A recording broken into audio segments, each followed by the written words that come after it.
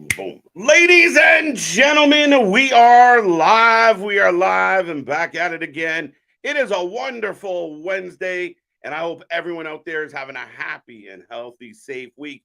We are the Wrasslin for Life Network, and we are back at it again. We got AEW Fight for the Fallen. We will have all your coverage, your alternative commentary to all the action. We'll even ask the question, is there a problem with All In? Is there a bigger problem with All Out? But we're going to get into all the rumors, all the news, all the stories, and all the fun. So, folks, make sure you grab your snacks, grab your feel good, put a smile on your face. Let's go.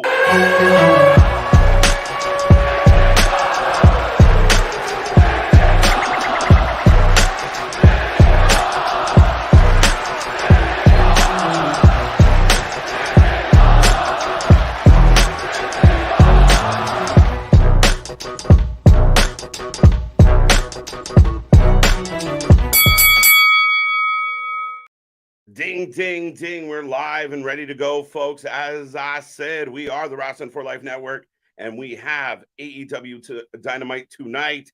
We are a couple minutes away from the start of the show, so I hope everyone out there is doing well. I hope everyone's feeling good. We're going to get into Fight for the Fallen. Lots of interesting things happening on this card, including a Texas Chainsaw Massacre match. So we will talk about that as Jeff Jarrett and Jeff Hardy, the Double J's, are going to go at it one-on-one tonight. Plus, we got so much more to talk about. All In is upon us. It's getting very close. All Out is right behind it.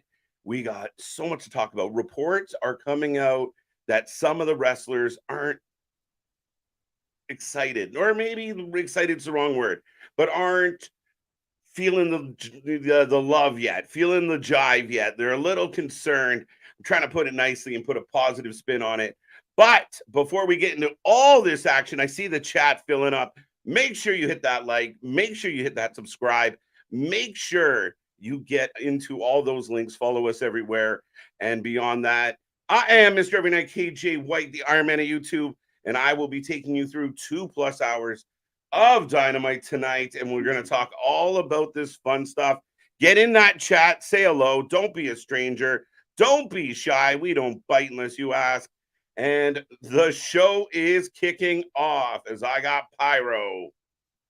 So I know my buddy Damien was in the chat early saying, what's up, Damien? My guest OC and Wheeler Yuta for the International Championship will kick off the show. Very possible, Damien. We're going to see how this one kicks off tonight. But, yeah, you're right. There's the music. Here comes Jane kicking it off. So, bonus point for Damien tonight. But with all that being said, folks, we're going to get into this. We will take your prediction, or I will take your prediction on the opening match, whether you got OC or Wheeler Yuta. I still think it's going to be OC, but Wheeler Yuta does make me nervous. I kind of try and get in the head of Tony Khan, but it's a tricky place, apparently. But we will have this match. It should be half decent. We're kicking off the show. At least it's not a Jericho segment. It's not some big stand in the ring and talk and be emotional. We're getting right into the action out of the gate. Now, before I click on any further chats, make sure you get your predictions in. We do take predictions on every match. We will take a rating out of 10 at the end of the show, but I'm going to put it out to everyone else out there. Are you pumped about All In outside of the fact that it is this big, giant, once-in-a-lifetime event? Yes, it's great they booked so many tickets. Yes, it's great they're going to get that many asses and that many seats. Yes, it's great that it's such a grand scale. But are you nervous? Are you worried? Are you concerned? Apparently, some people in the locker room are a little apprehensive of how the build for this goes. And the one thing that dawned on me today, listening to people talk about this, was the fact that if you're concerned about All Out, which is in a couple weeks, or All In, how do you feel about All Out a week later? No build, no whispers of what's going to be on All Out. Everything is just a guessing game at this point. Now, is it the fact that Tony and AEW have already sold so many tickets that they don't necessarily feel like they got to give you something? But I'm going to argue that's a little bit of BS. I'm going to argue, and I know my buddy Nick's been on here with me chatting about this. I know Bully Ray out there said, hey, just make all the matches a surprise.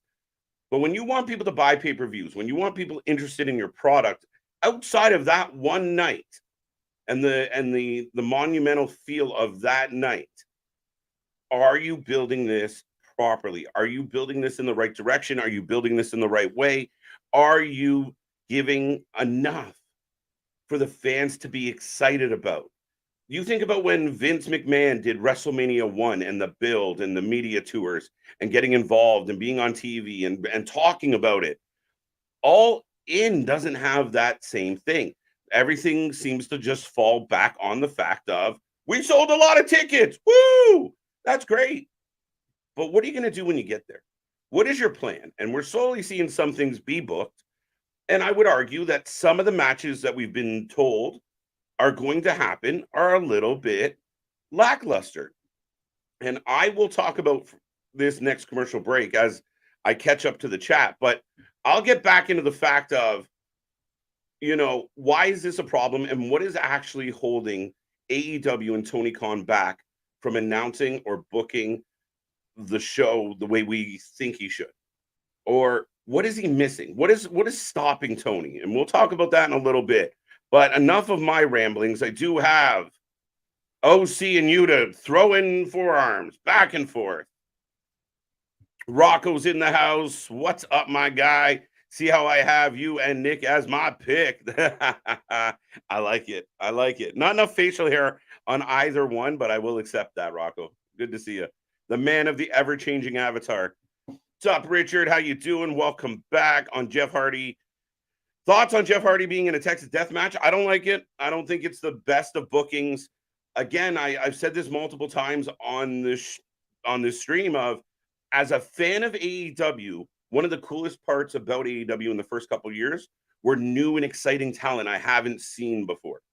And over the last couple of years, it seems like there's been a transition where we're getting the Stings, the Jerichos, the Jeff Hardys, the Jeff Jarretts. We're actually seeing an emphasis on the older talent. So I find that a little intriguing in the sense of, again, the young, hip, vibrant company was going to bring a new energy, a new feel to the wrestling industry. So do that. You know what? I know there's critics out there of Orange Cassidy, but if Orange Cassidy is getting over with the fan base, selling a whole bunch of merch, and he can go in the ring, then screw it. Book him. At least he's a young talent. Like, we got two really young, motivated guys going at it right now. Yuta's good, got a bright future. Orange Cassidy, again, the mixed reviews, but at the end of the day, he's not garbage, and he is over with this particular fan base. That's what I want to see. So with Jeff Hardy, that was a long-winded way. I went all the way around my elbow to get up my wrist on that one. But where I was going with that is the fact that, why is it Jeff Hardy? Why is it Jeff Jarrett in a Texas death match in Nashville? In Nashville. Not to be picky, but it's really fucking stupid. Not to be picky. Maybe I'm being too picky. But at the end of the day, this can't be the case. You could have put anybody in that spot. You got guys and girls that are sitting on the bench, not getting used. And I think this ties into part of my theory with what's happening with All In. But TJ Hook says, what's good, everybody? What's up, TJ? Welcome back. As both men are now on the floor, and we got a huge DDT by Wheeler Yuta.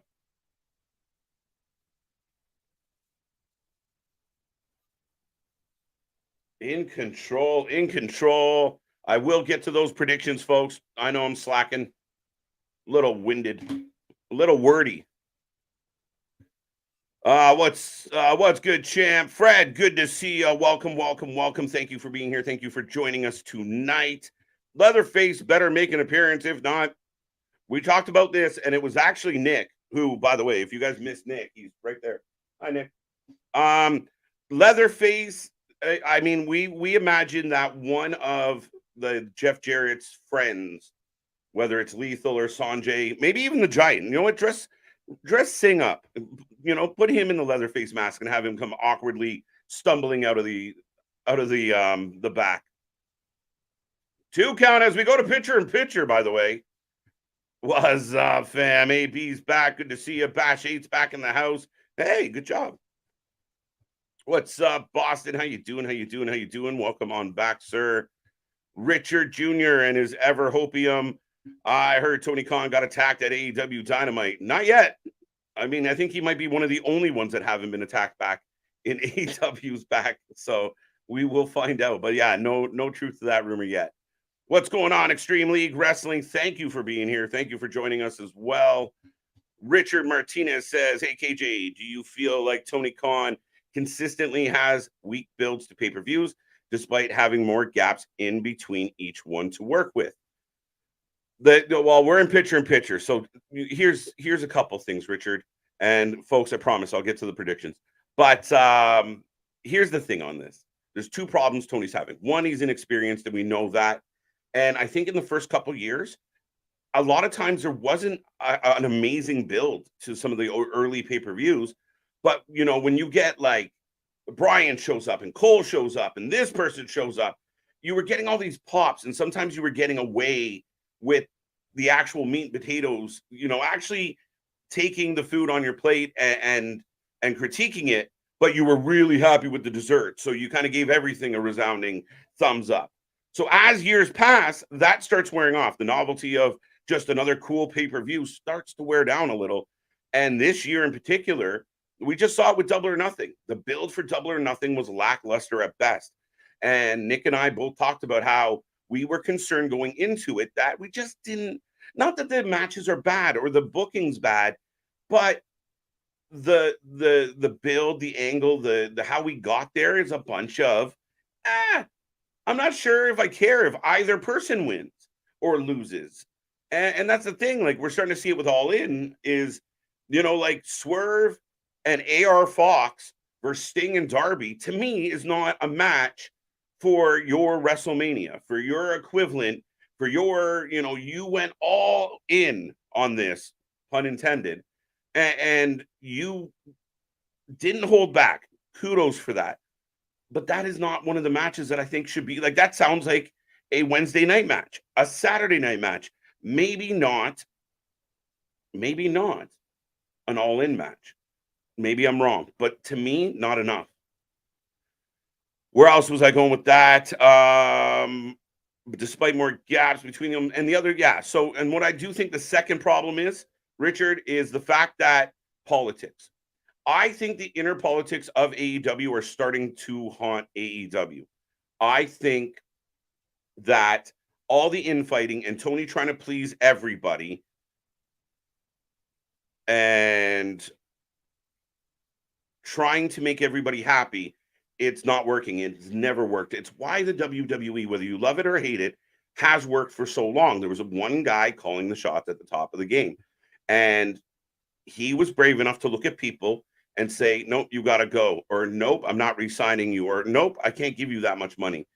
He was confident enough in what he was doing to tell people exactly how they needed to be told.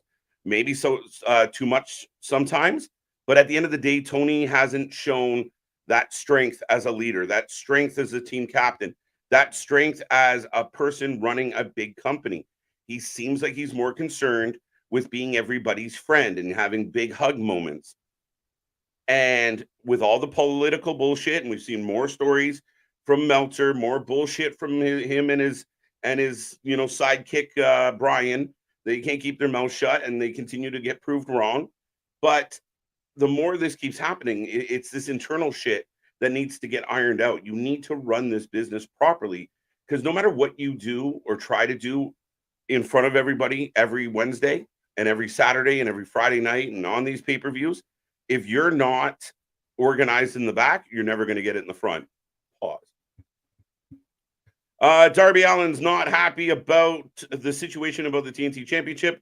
What do you think about Darby Allin comments about that? I will admit, Damien, I haven't fully saw that Darby Allin made comments about the TNT Championship. So if you want to elaborate on that, I'd love to give you my 2 cents. But right now, big superplex, by the way, as Yuta going back to the top. OC down. OC for the win. Told you I'd get the predictions. before the match ended too. OC for the win. Everyone's taking OC. 2 count, 2 count. I'm not an OC fan, but I hope Yuta does not win. There you go, Bash. That's some honesty right there. OC for the win. Can't bet against TK's golden boy. Listen, we've said this so many times, Boston, man. We have we're in the fantasy faction. Shout out to Cheap Pop and the crews over there. I think it's up to 21 podcasts now involved. And Orange Cassidy's been our captain for months because nobody gets booked in title matches more than Orange Cassidy and wins them. But Yuta made me nervous for some reason. Yuta does make me a little nervous. OC retaining. Does OC get mugged by the rest of the BCC? Yeah, probably. We've had a lot of jumps, people getting jumped by the BCC. So even if I think OC wins this, I think he could take a beating. The funny thing is, if you remember, Wheeler Yuta went through these wars with John Moxley where he was bleeding and gushing and he had to bleed to become part of the family, and Brian put him through shit and Regal put him through shit, and OC is just going to beat him in 15 minutes. Straight up, no blood, nothing. I'm only excited for MJF and Cole. I'm curious about MJF and Cole. I'm excited because I know they're going to tear it down. And speak of the doubles, Alexis, welcome back, by the way, to TJ, to Bash, to Smile Mark. Who else? Boss Monsters in the house, Real Wrestling. But I think you're starting to lose that battle. Rocco, if I haven't said hello yet. J-Boy's in the house. Jordan Smith's here. Sonic's back. Big Nick's here. I will accept being Nick Diamond. All right, bro. All right. You're a diamond in our eyes. Hey, KJ White and Big Nick. Jordan, what's up? What's up? What's up? JV's in the house. I might have missed him. OC for the W.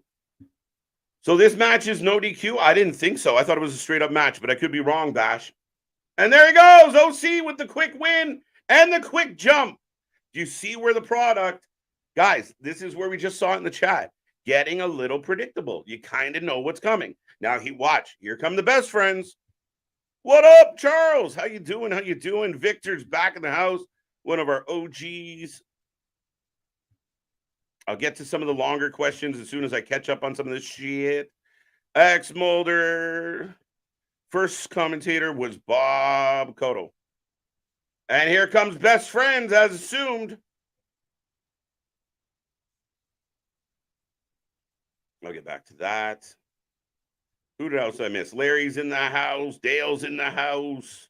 I like it. Who's in this house?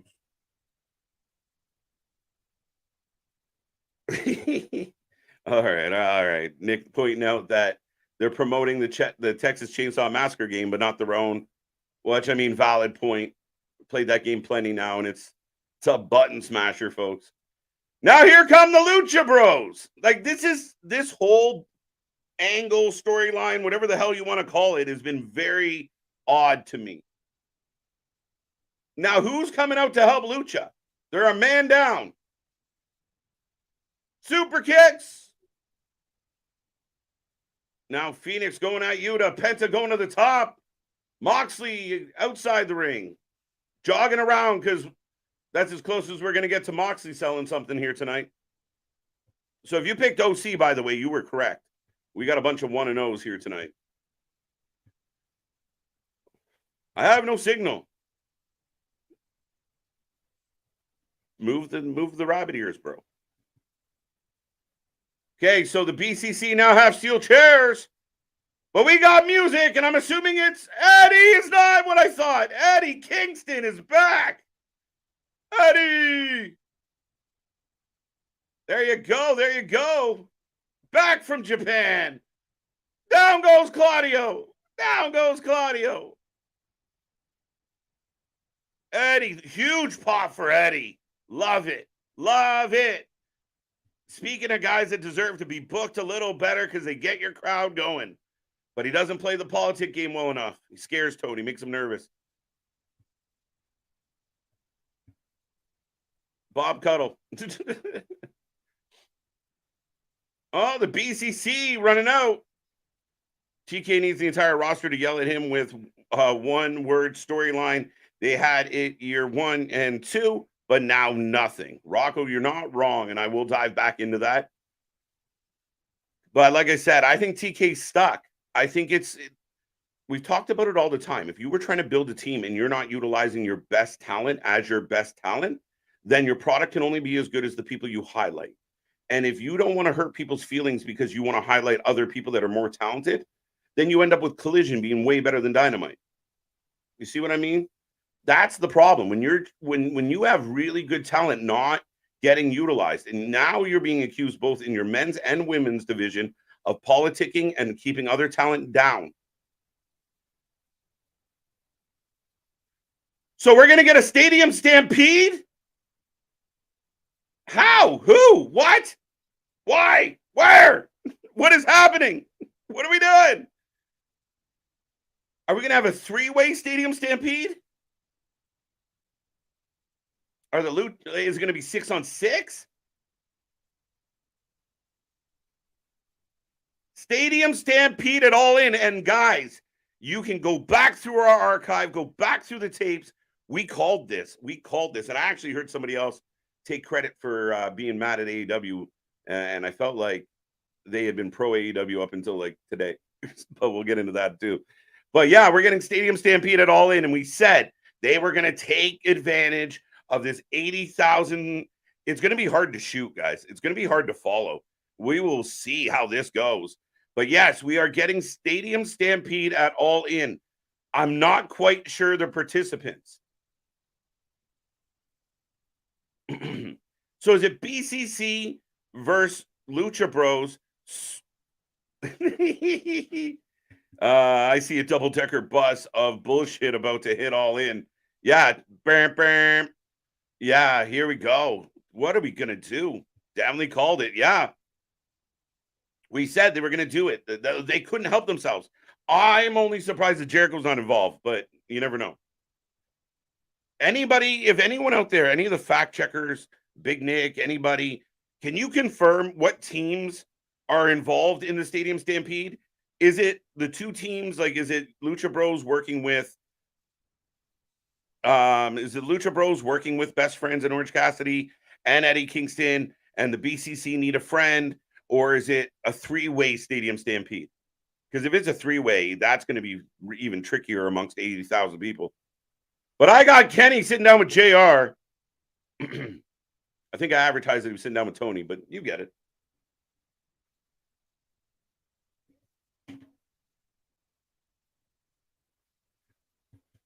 Alex Abrahantes is a male cheerleader. Alex Abrahantes is one of the most underutilized people in all of wrestling. He is awesome as a hype man. He is awesome as a manager. He has so much ability to kind of, without even words, kind of give you a vibe and a feel. And yes, very much a male cheerleader, but he is excellent.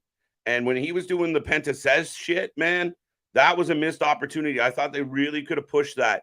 The fans, especially the live fans, were really getting into, and Penta Says, I know I was. All in, all in. Here comes good old, very old JR. Hey, keep some respect on JR's name. What is Kenny saying? 1 second, folks. Let's figure out what Kenny's saying.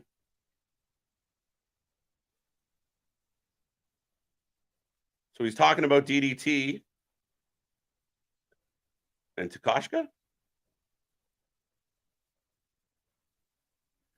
Best Friends, OC, Lucha Bros, and Eddie Kingston versus BCC and 3 other cats. Oh, shit. So BCC is going on a shopping expedition. Interesting. Oh, here's Callis.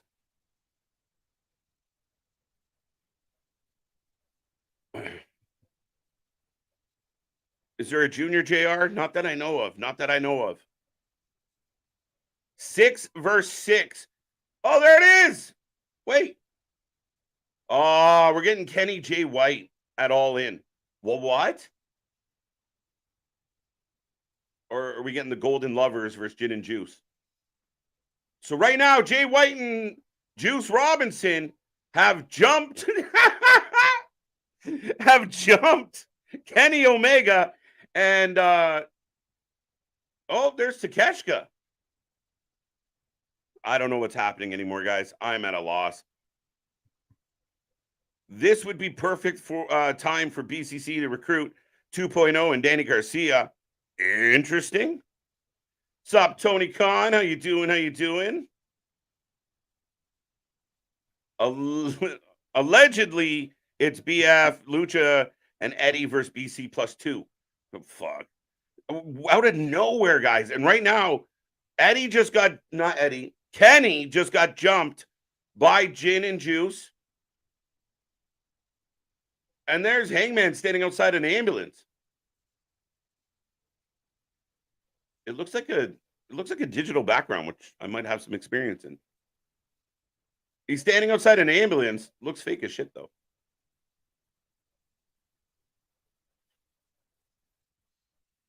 Oh, he's at the hospital with Kenny. And he's drinking a beer again. Interesting. Outside of a hospital.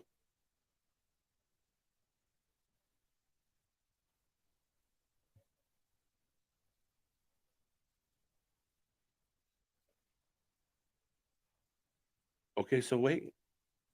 Kenny and Kota Ibushi.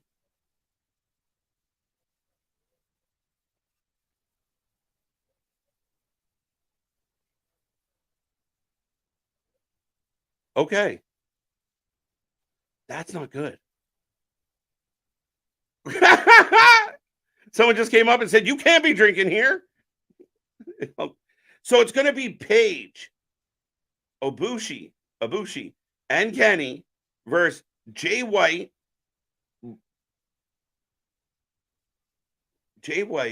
Robinson, and Takeshka. All right.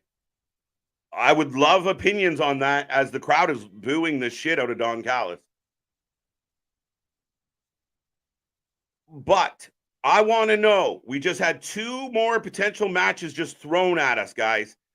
We get Stadium Stampede, yay or nay, and now we're getting a trios. Like, Kenny Omega could do so much better on this fucking show. Excuse my language. And you guys have heard me be critical of Kenny Omega. But am I wrong that Kenny Omega could be doing so much better than being in a triple threat, a 6-man match, a 6-man tag? And here comes Jericho. Ali and Kota versus Takeshka, Bullet Club. Yeah. So how are we feeling about that? Yeah, I'd rather have Takeshka and Omega straight up. Last we saw Gin and Juice, they were hanging out on Collision. They were building up. They were working with, kind of building that Bullet Club Gold persona on the other show. And all of a sudden they show up and jump Kenny out of left field. Now the assumption is because of Callis, but now we go back to Callis, who we just saw in the ring as we go to commercial. Folks, I want to thank everyone for being here. I see about 50 people hanging around right now. Make sure you hit like, make sure you hit subscribe.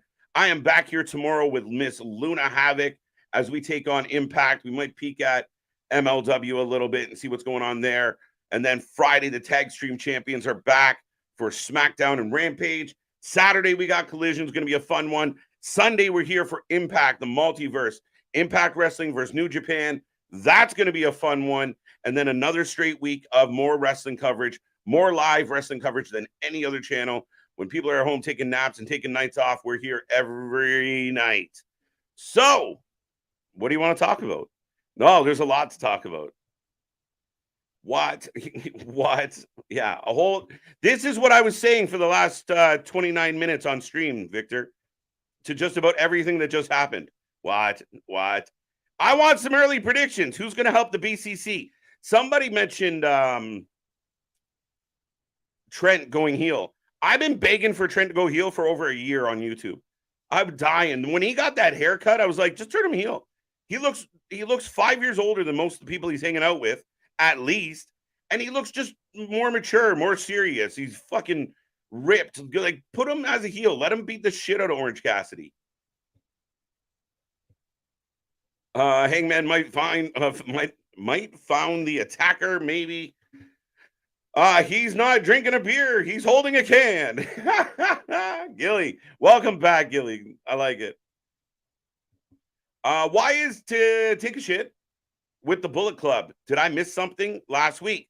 No. Now, see, here's the funny part about all this when we talk about the not booking properly.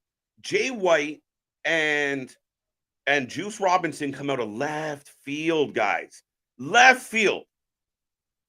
Like, okay, the argument is they have a history with Kenny. Jay and Kenny have had issues, but they're going to say, well, Callis brought them together. Well, what does the Bullet Club have to do with Callis? Where are the young guns? What are we doing with the fucking ass boys? Woo! This is what we're talking about. Why people are nervous about All In. One, we're going to get a lot of multi-man matches because Tony's trying to fit everybody in. And you know what? On your marquee event, not everybody gets to ride the pony. Only the best of the best should be riding the pony. It's how I feel about a 2-night WrestleMania. It's how I feel about All In. You give us 8, 9 matches, maybe 10, a couple pre-show ones, but your best of your best are on it. And if some people are sour they didn't make it, we'll tell them to fucking strap their boots on and do better for next time. That's my take on that. And that's what he's struggling with is the politics.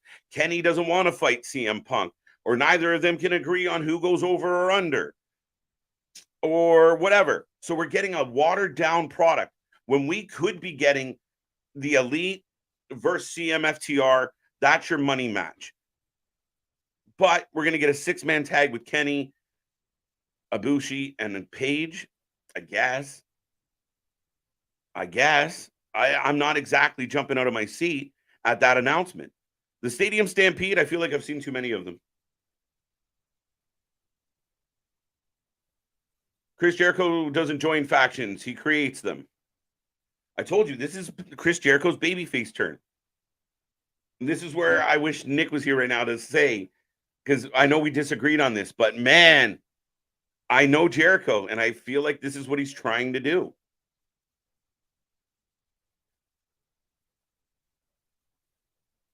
Give 2.0 and Garcia Second Life in BCC.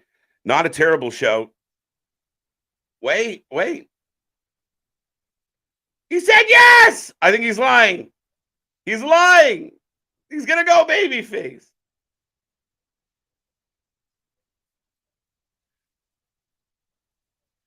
Hey, KJ, what's up? What have I missed? I came in and heard you on our rant. Paul, welcome. There's a whole lot of shit going on in the first 32 minutes of this damn show. Okay, I'm about to swallow some words temporarily. I was wrong. They're hugging it out. I don't buy it. There you go. I might have to swallow this one, folks. Pause. Jay White is so secondary. But he's like, Jay White's a star, but they didn't bring him in like a star.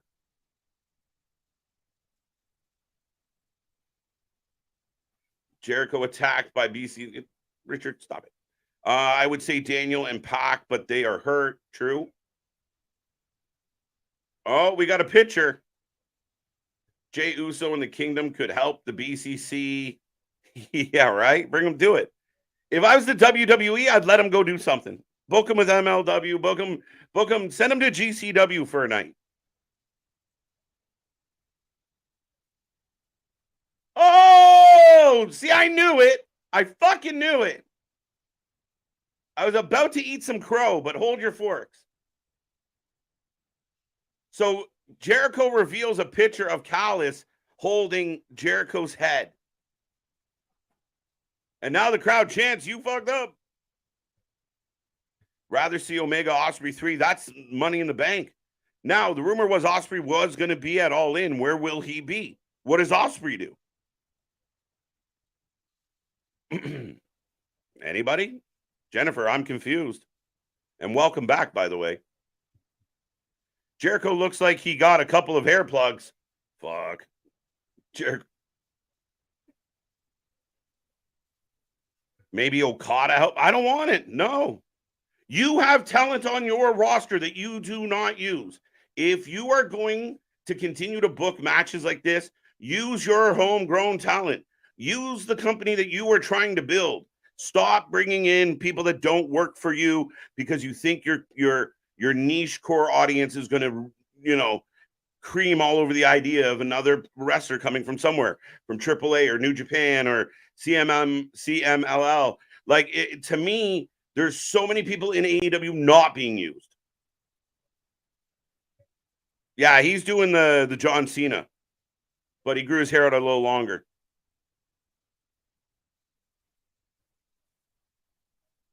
You scumbag lowlife.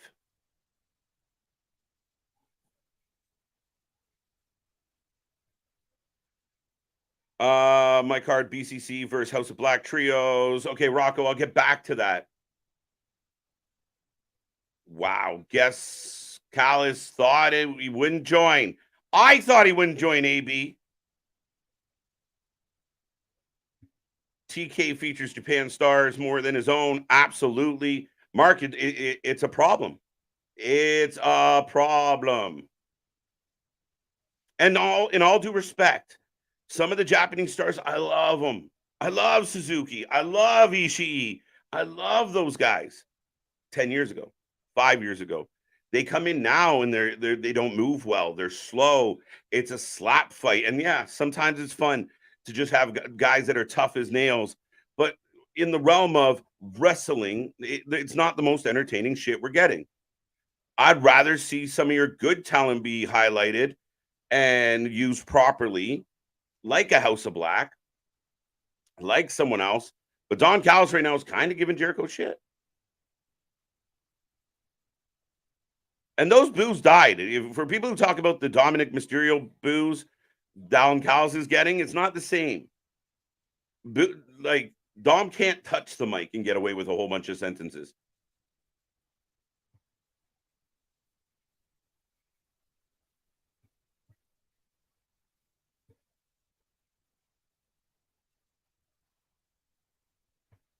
The Golden Elite versus the Bullet Club and Takeshka. Sign me up for that. Then have Kenny versus Takeshka right after. Okay, Ronan. Okay, I like that opinion. I'm okay with it. I don't love it because I don't think it's the money match for Kenny. And as a guy who's been critical of Kenny Omega, and I might not be the biggest Kenny Omega fan, I think he's got a shit ton of talent, and I think the Elite pull him down. I think he has, you see him go to New Japan and tear the roof off. I mean, again, oh, wow, Callis slaps Jericho. Get out of here. Uh-oh, I told you it was a face turn. I told you it was going to be a face turn. And Jericho's getting cheers because he's beating up Callis.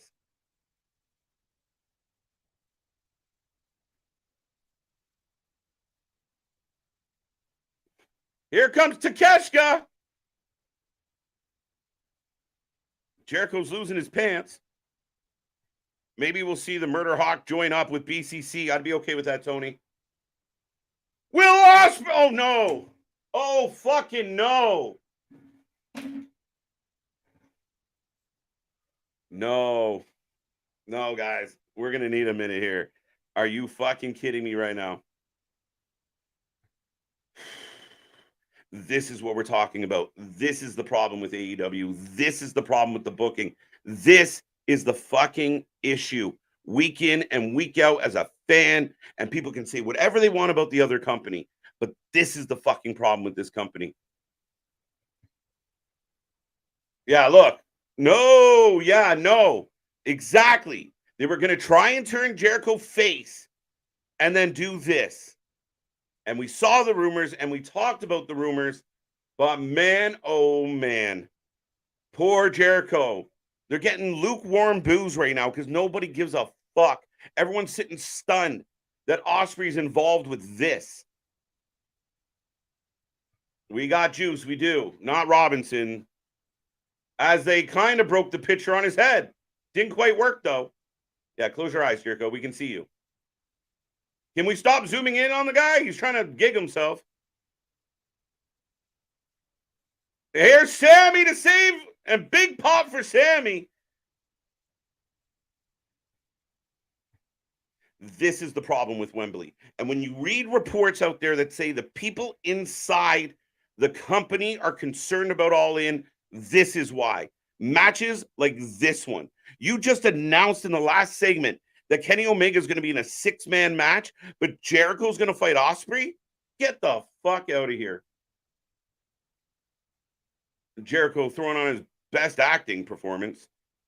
This is where you're killing your company, and it's cancers like Jericho. I know Jericho thinks CM Punk is a cancer, but Jericho is sucking the life out of so many important things in AEW, and I see it week in and week out. And this guy does what he wants, how he wants, whenever he wants, and it's fucking appalling, guys. It is appalling. I've watched every fucking minute of AEW coverage since it launched, and I'm fucking disappointed. I'd rather have that. It moved on me. Where'd it go? Holy shit. Jericho equals Parasite. Hey, the clout vampire, man. Waste of Ospreay, waste of Kenny. And again, you had Ospreay tonight. You have Jay White. You have Juice Robinson. All come to the aid of Callis with no really rhyme or reason. So is Ospreay joining the Callis family? Are the Bullet Club now part of the Callis family, or is this just a moment of opportunity? Hey, if you jump them for no fucking reason, and for the people out there that want to sit and give me shit about the idea, well, they didn't really explain Brock and Cody. Explain this shit. Why out of nowhere did Ospreay want to beat the shit out of Jericho?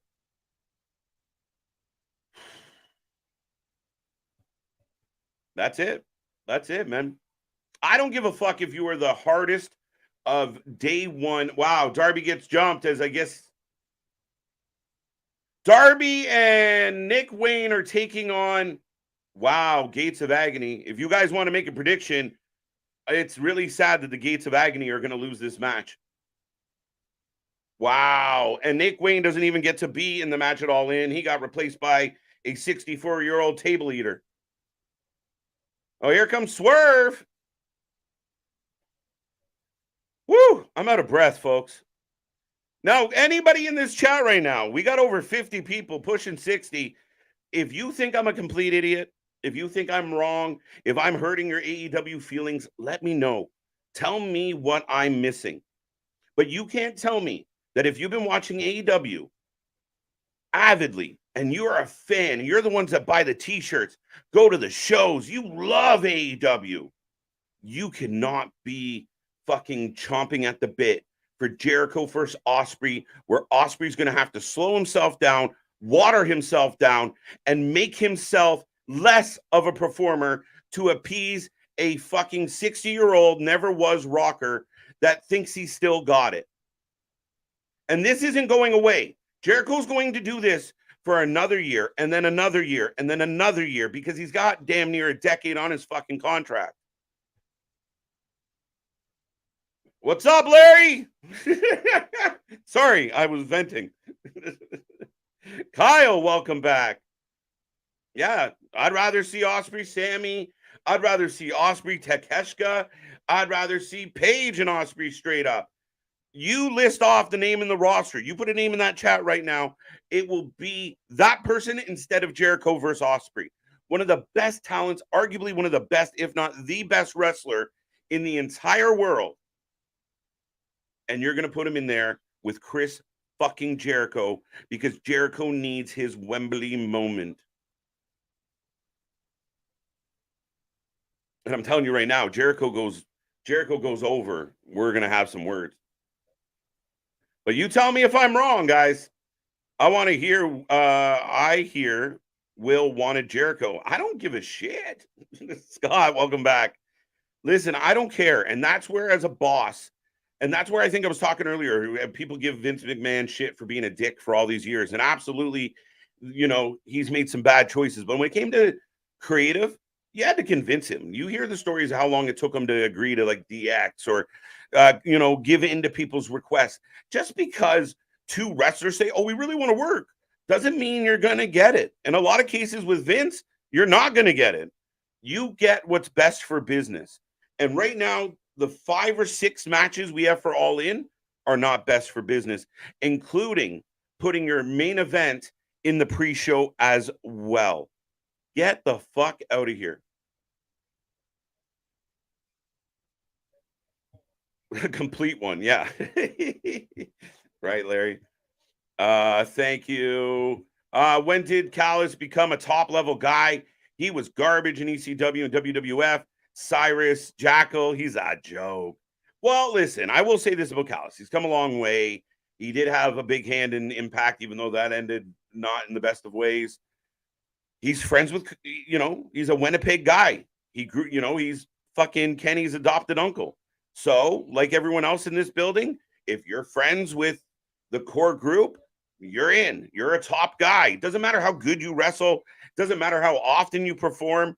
If you're friends with Tony or you're a friend of Tony's, you're good as golden. And that's why guys like Eddie Kingston haven't got their just dues. Why Punk got damn near pushed out. Why we haven't seen Thunder Rosa in ages. Why people like LuFisto are going public with bullshit they had to deal with. And then the pack herd comes out and tells everyone they're a stupid piece of shit and blah, blah, blah, blah, blah.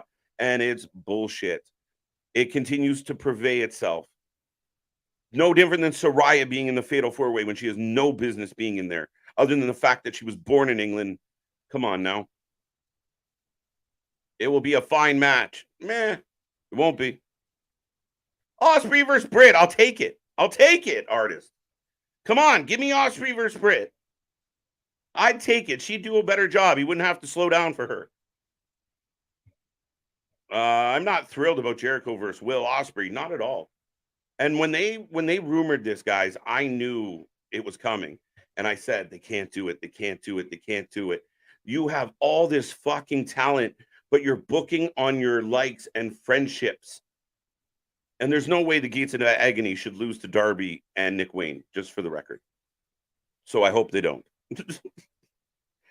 KJ White, bad last Jericho Osprey Callis because gold segment, I didn't like it.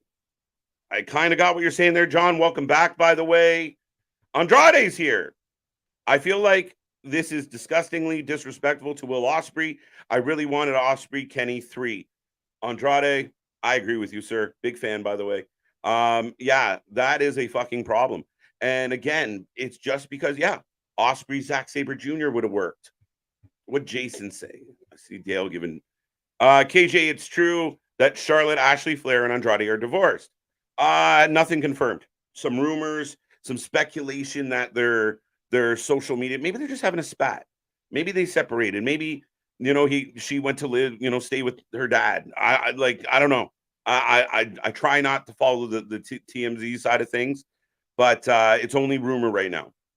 By the way, another rumor that got posted and then dispelled really quick was it was reported that Lacey Evans had been moved off of the WWE roster, moved to Alum. That was fake and has been squashed. She is still on their roster. So we don't know what the fuck's happening with Lacey. Cutter by Darby as he goes to the top. Nick Wayne going to the top as well. Nick Wayne with the moonsault to the floor. Darby with the coffin drop, and it's over. And two giant men look like giant pussies. Woo! Fuck. Unfortunately, Darby and Wayne for the W. Yes. And I love Darby. It should be Darby and Wayne versus Swerve and AR Fox. But we got Uncle Sting.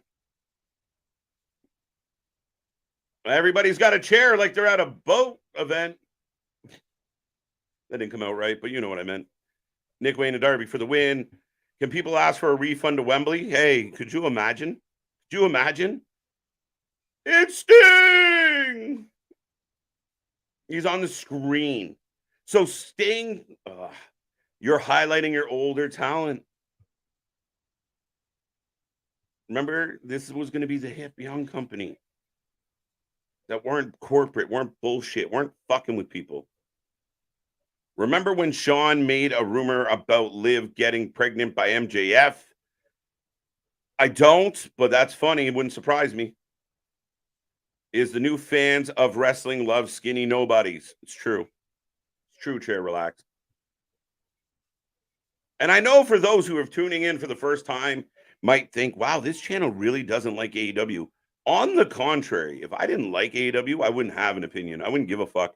When we tune into other shows that don't really, I mean, I'll cover Impact tomorrow night. I'm not that invested in Impact. Sorry, Luna, but at the end of the day, it's if they have weird booking, it's just, oh, that's Impact. They have weird booking. NWA has weird booking, but I actually give a shit about this show. I'm actually a fan of this show. I've actually dedicated a lot of time to this show, and I just don't understand. But Sting's got Nana. This is WCW, and Nick's not here, so But that's what it's like. That's what it's like. If you continually book on your relationships and not on the value of the competitor, you're going to continually undersell your product. That's all there is to it. Okay? If you got fresh fucking chicken in the fridge and you're cooking fucking frozen chicken out of a box and you're serving that at your restaurant, you are capping. And that to me is the equivalent of what they're doing. They're giving you the frozen fish sticks, not the good ones.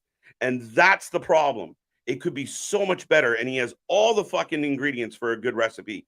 He just fails to deliver. Whew. Did I mention this fucking worked me up? Darby Allin versus AR Fox in a coffin match at All In? No. I think it's a tag team coffin match. With Sting. Is the tag, it'd be funny. Is the tag team match a coffin match? I got MJF. They're at the steakhouse. We had another adventure of MJF and Adam Cole. Joker Sting. The good ones. The good ones. What's up, Clay? How you doing? I'm excited for the college football season. That's awesome, Clay. We're talking a little bit of wrestling. So what are you excited about wrestling-wise? Sting is still a huge draw, though, because he isn't. Yeah, I'd use him as the manager, right? As a counterbalance to Nana, right? You have Nick Wayne and Darby do the match, but you have Sting at ringside. Sting gets involved. Sting gets to hit a stinger drop or put somebody in a stinger splash or, oh, wait, they had a blooming onion. Now their tummy's hurt.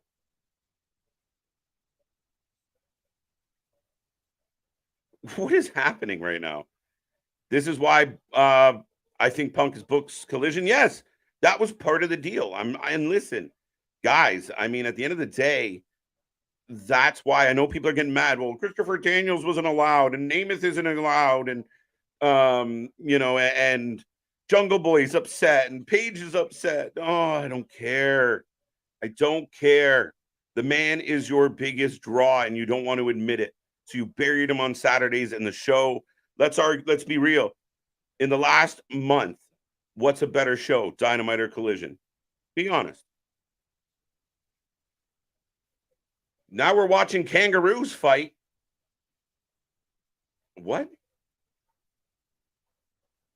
Sting is still a huge draw. I agree, though, Mark. He is a huge draw. I would have him come out with them. I'd still give him his moment, but I'd imagine how cool it would be if you book Nick Wayne, your prodigy, this up and coming superstar that you signed before he was even of age to sign, and you put him on that stage and let him shine and let him be the hero. Let him get the pin. Yeah, Sting can be there. Sting can be a draw, but this is where you need to build your up and coming future guys.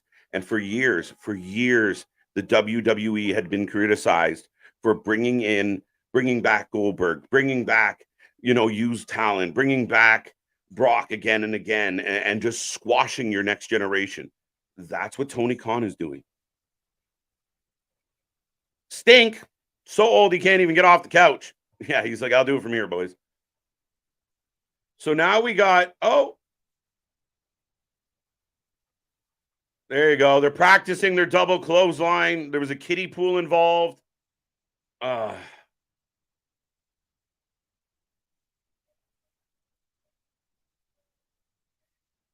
we got Tony Khan behind a door yelling at them. We know Tony Khan doesn't yell at anybody. Come on now. Is Collision the best show? That's what I'm asking. These buddy segments are not it. Do you feel like they're starting to decline? Like at first they were really cool, but now they're getting a little like, all right, you guys are grown ass men. Eh. Hey, Tony's back. Hey, Tony Khan looking like he just signed up for the Men in Black. I wish I had one of those fucking zapper thingies right now. Forget that fucking Jericho was on this show. What is happening, folks?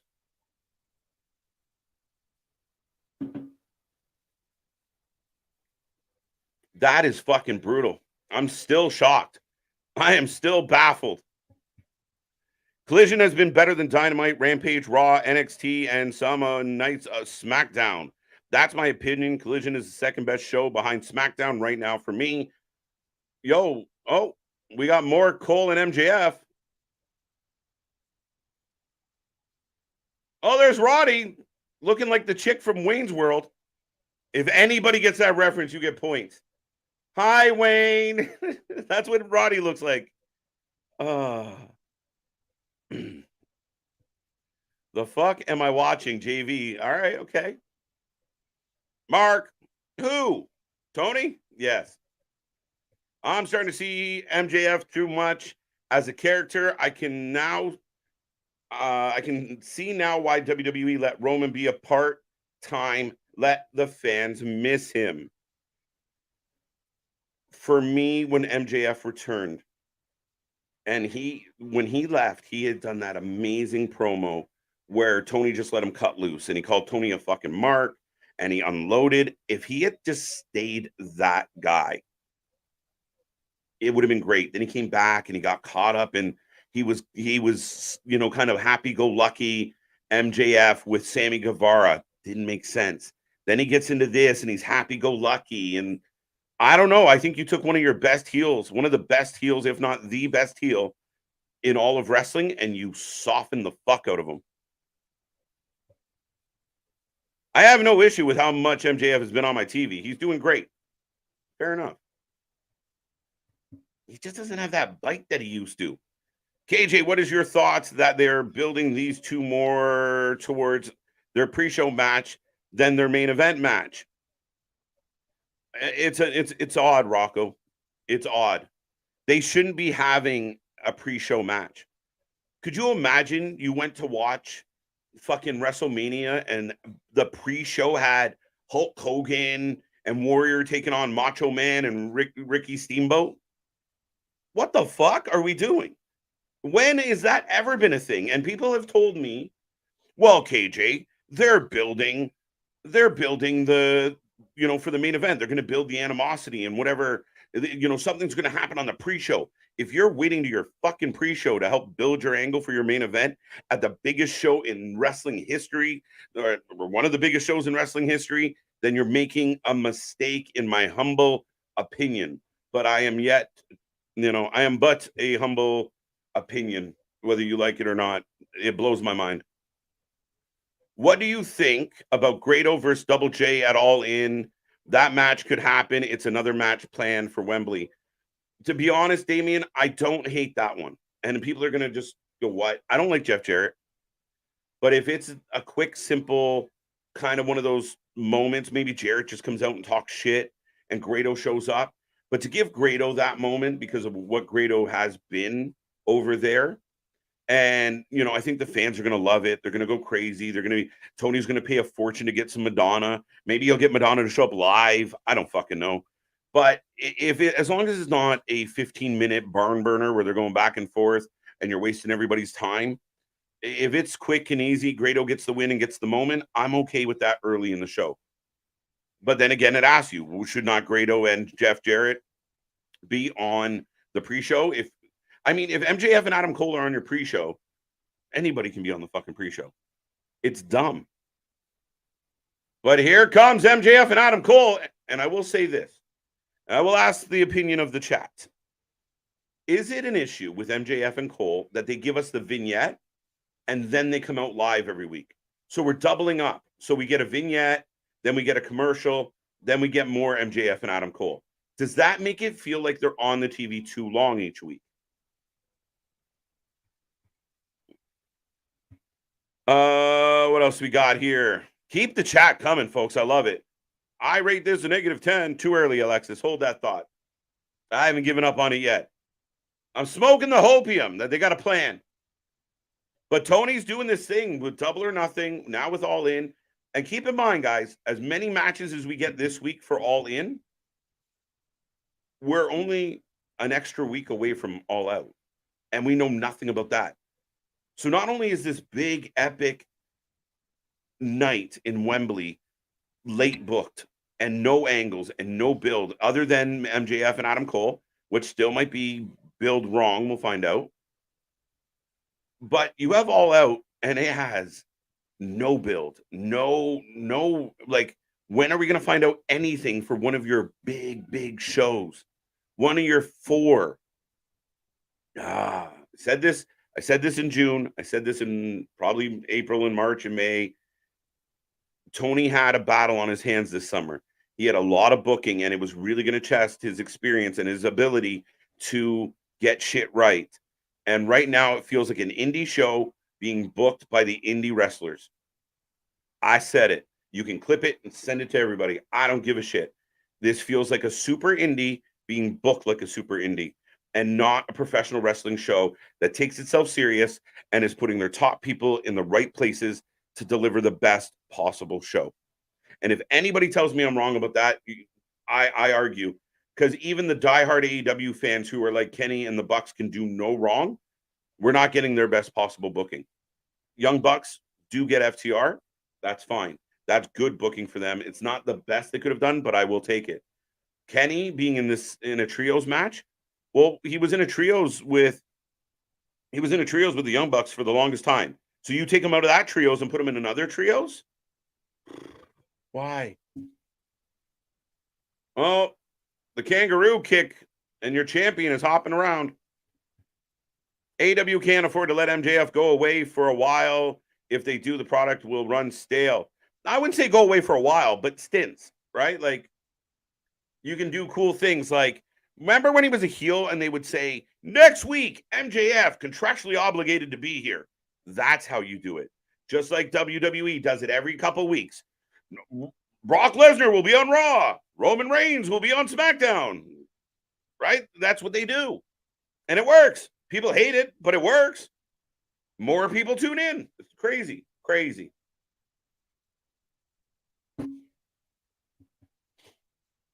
Got that one.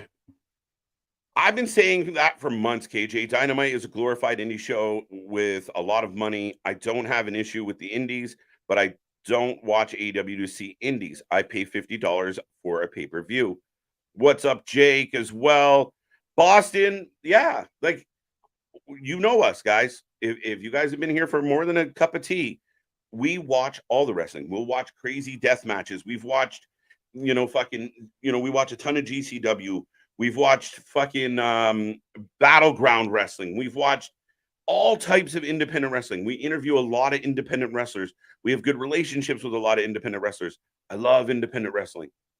There's a hunger there. It's like junior hockey or college basketball. There's just a hunger there that you sometimes don't get out of the pros. But like you said, you're paying big money. You're asking big money for your tickets. When AEW was in Canada, the ticket prices were insane. I don't know what they're like in the States, but they were insane here. The merchandise they want you to buy. They want you to pay for $50 for a pay-per-view and then a week later do it again. Then you got to be better than that. You got to be bigger. If I wanted to watch an indie production, I could tune into an indie show for $9.99 or $4.99 or just get Fight and watch them all. Like, you don't have to pay an exorbitant amount of money to get a substandard show. And whether you love or hate the WWE, their big shows are fucking big. And they're putting up record numbers every time. Survivor Series is already all but sold out. Like, I mean, they've had a year to remember, because when they put on, it doesn't matter how bad Raw has been for months, the pay-per-view is going to be decent.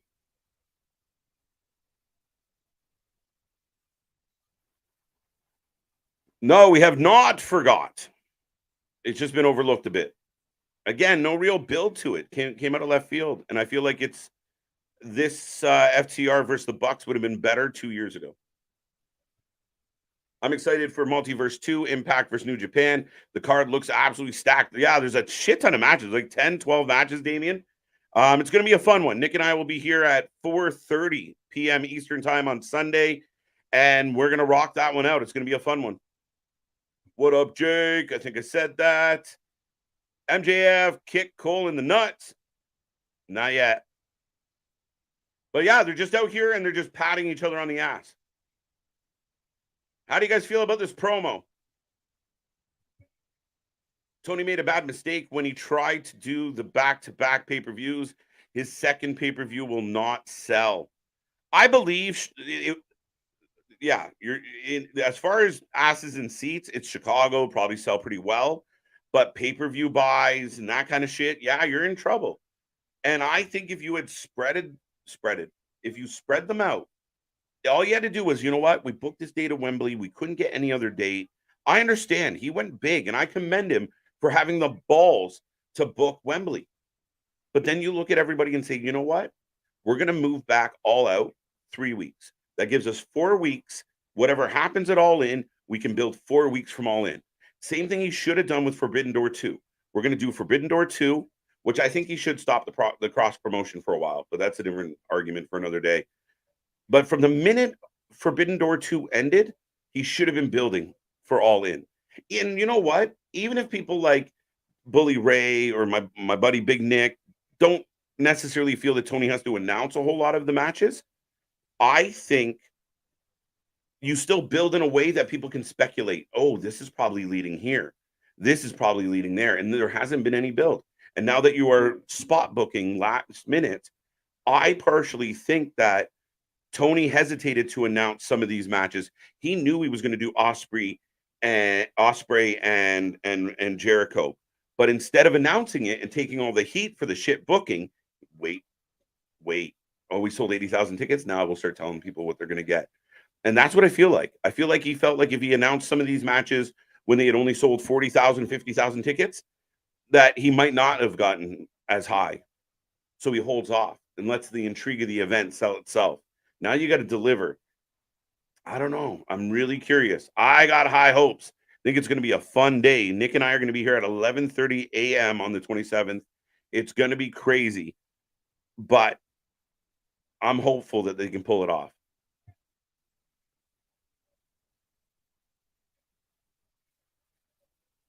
So MJF and Cole are still chatting. And this is where I kind of feel like we hit a bit of a fucking wall in the show. Have they announced what the main event tonight is? It's going to be I'm assuming it's going to be the Texas Chainsaw Massacre, Kyle. Jeff Jarrett and Jeff Hardy are going to main event your Wednesday show in a death match named after Texas when they're in Nashville. And I'm Canadian, and I know that's not right. Come on. Are you kidding me? It's long. I agree with you. And I felt like last week's was a bit long. And I love MJF. I love Adam Cole. But again, we got this vignette, then commercial, and then this. And it's a whole 15-minute segment. And they're just like, I love you. No, I love you. I love you. I love you. No, I love you. Like, all right, guys. We've seen this. You're my dream opponent. I want the asshole MJF back. The one that would be looking at Cole right now and saying, I don't give a fuck about you. That's what I want back. The scarf comes with a level of arrogance. He should take that Burberry scarf off if he's going to be soft MJF. And even had a bad Raw, at least still has direction to it and doesn't feel like a complete waste of time. Listen, you're right. And I mean, guys, we say this all the fucking time. We try and be the most unbiased coverage out there. I watch a lot of people slant left or slant right. I like this more. I like that more. Even guys like Cornette, he does shit on WWE, but he gives them a lot lighter of a time than he does to AEW, right? So we try and be as unbiased as possible. And we've seen some really terrible Raws. And again, I think at least there's a consistency, and they don't just knee jerk. Oh my God. If LA Knight worked for Tony Khan, the first week the fans started losing their mind for LA Knight and started tweeting, the yeah movement, Tony Khan would have had him in the main event the next week. And the WWE said, nah, wait for it. Patience. Make lemon out of lemonade. We'll get there. Right? So, or make lemonade out of lemons. I got it backwards. But nonetheless, you see what I'm saying? Like, you literally have that opportunity to be confident in your booking, be confident in your decision making. He's got too many voices in his ear. What the Bucks want, what Punk wants, what Jericho wants, what Jungle Boy wants. And that's what happened to WCW. Eric Bischoff had too many friends and not enough employees. Then Russo was even fucking worse. You got to give you 3 or 4 big matches. Yeah, but here's my concern, Chair, is your big names are already tied up. So this is as big as these matches are going to get. Osprey, Jericho, meh. MJF and Adam Cole, perfect. Young Bucks and FTR should be really good, though I don't believe the hype is as big as it used to be. And everybody goes, bay. Fist bump. Okay. Are they going to get jumped too? Is this how we book matches? Everybody gets jumped? Here comes Ozzy Owen. I called it. Of course. This is how Tony writes angles. Then you jump him. So Ozzy opens here, beating the shit out of MJF and Adam Cole because we're going to build the pre-show match. It didn't work very well, though. Is there any way that these two fuckers win this belt? Double clothesline! The crowd is with them, though. I can't hate them for that. They don't get to do it. Uh-oh. Great. MJF back in kangaroo mode. I got to ask Big Nick what he feels about kangaroo mode. Pro tip, if you have a movie theater in your area, go watch the pay-per-views. Tickets are usually the cost of the movie ticket. It saves you money in the long run. Plus, you know what, Tony, that's a great tip because I've watched several pay-per-views in movie theaters. I really enjoy that experience. A big comfy chair, popcorn, you're good to go. Fun fact, I won an Evolution t-shirt one time at a movie theater. Uh-oh, look at Cole. Look at Cole. No. Look at Cole. Look at Cole. No way. And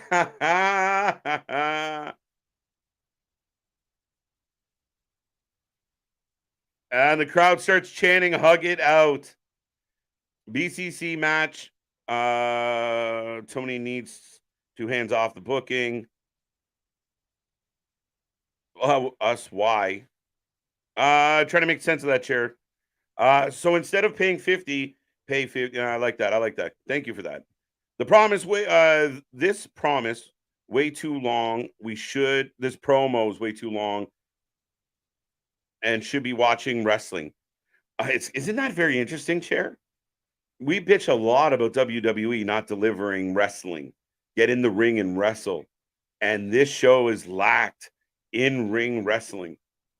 We had 2 matches so far. An hour and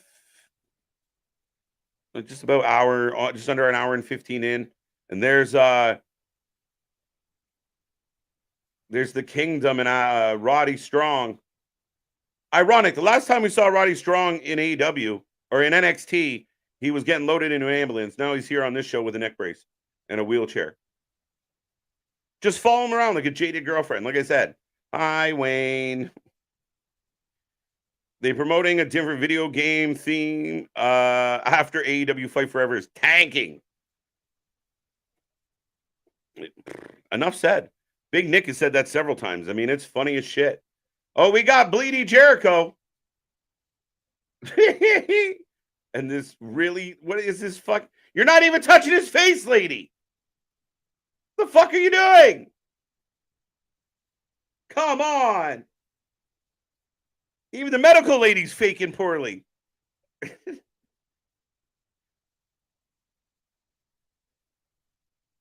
Yeah, here we go. This is fucking disgusting.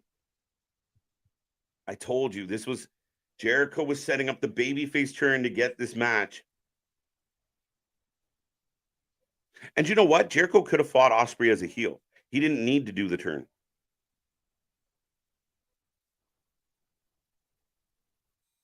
Fucking at all time. Thank you. Okay.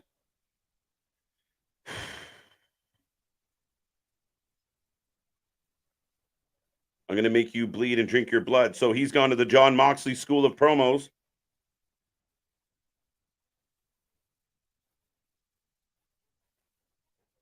Jarrett is in Tennessee. I feel like MJF's promo lately have been bragging about AEW / his own accomplishments. It doesn't really lead to a story. Yeah, like a lot of like, you're great, I'm great, we're great, we've done so much. Haven't we done great? That's where I think the edgy MJF is better. And where they just showed Adam Cole threatening to kick him makes me feel like I was wrong and that MJF is actually going to be the one that turns. I killed you before you were going to kill me. Shut the fuck up. Excuse my language. I know that's weird to say at this point. The Texas Death Match is now. Is this the main event? Now? Here comes Jeff Hardy. What? Fact checkers. Is there anything else scheduled for tonight? Oh, Jeff Hardy's got a mask on. So there you go. Somebody's wearing the leather face. The segment is dragging. Damien, I agree. The only wrestler on the roster TK should be taking ideas and direction from is Punk. He's the one with the mind and the WWE experience. Let's be real. We know TK's end goal. Be better than WWE. If you want to be better, we recently talked about this, Boston. Tony Khan was offended at the idea that they're a secondary company. Well, stop treating it like a secondary company. Stop managing it like a secondary company. Stop treating it like a secondary company. The only thing that makes this company secondary is the age of the company and the fact that you're treating it that way internally. The people handling shit like this is some indie fucking bodunk fucking wrestling is the problem. These Twitter rumors, the infighting, the bullshit. Jeff Hardy's leaving. So Hardy comes out and then just leaves. Tony becomes watching, right? Even the WWE mention was not cringe and a shot at them, which makes a nice change. Fair enough. Again, you can only pop at those moments so oh my God, now when you just do it all the time? But here's Jarrett jumping Jeffrey. I will take your predictions. Oh, wait a minute. For the third week in a row, the women are going to go last.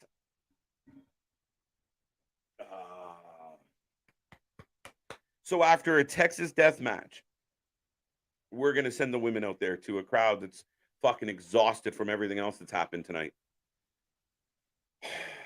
Jeff Jarrett made a difference. Where? How? When? Didn't they put him in charge of live events? Holy shit. Satnam Singh got Jeff in the air. Oh, brother Zay's here. Yep. So, guys, what did we say last week? What did we say on Friday? What did we say on Monday? They booked this match. It was going to be heavily overbooked. There was going to be somewhere up to 14 people involved. And that's what the whole night's been. Brawls, jumpings, bullshit. Oh, they poured a bucket of blood over Jarrett and his wife. Double J getting the Carrie treatment. I don't even know why the fuck Karen's here. And I think Karen just ate a super kick by accident. Fucking hell. And that's and the product placement. Absolutely. Yeah. How the fuck are you sending the women out after this nonsense? Why would this not close the show? And look, we have, oh, there you go. For a second, I was concerned Jeff was pulling a Bound for Glory. I'm out. The Young Bucks versus the Guns. Something doesn't smell right. That's interesting. I forgot about that. But what?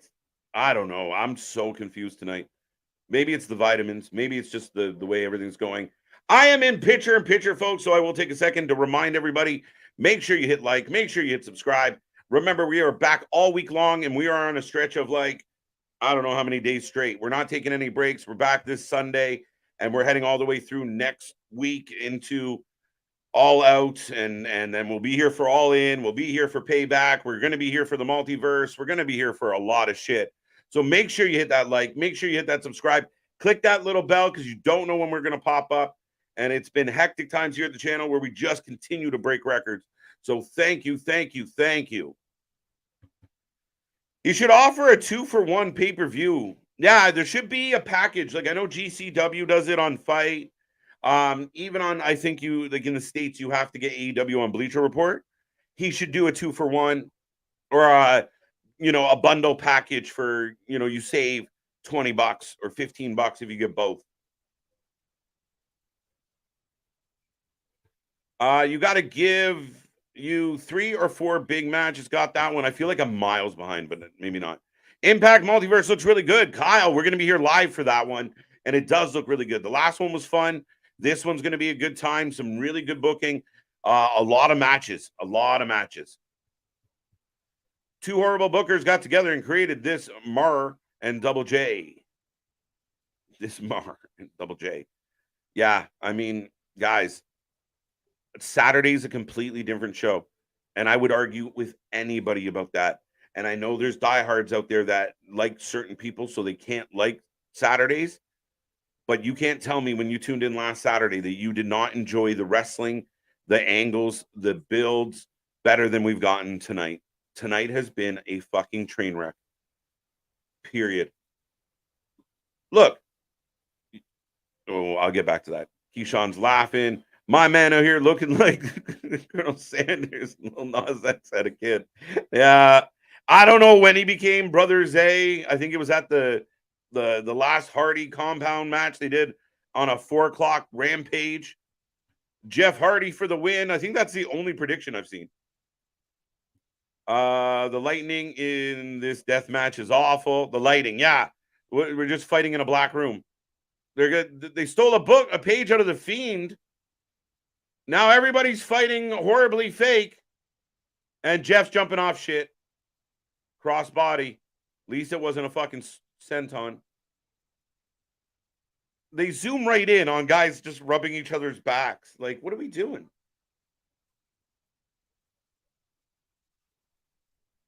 Bash channel, change channel. Does that help? What's wrong with Bash?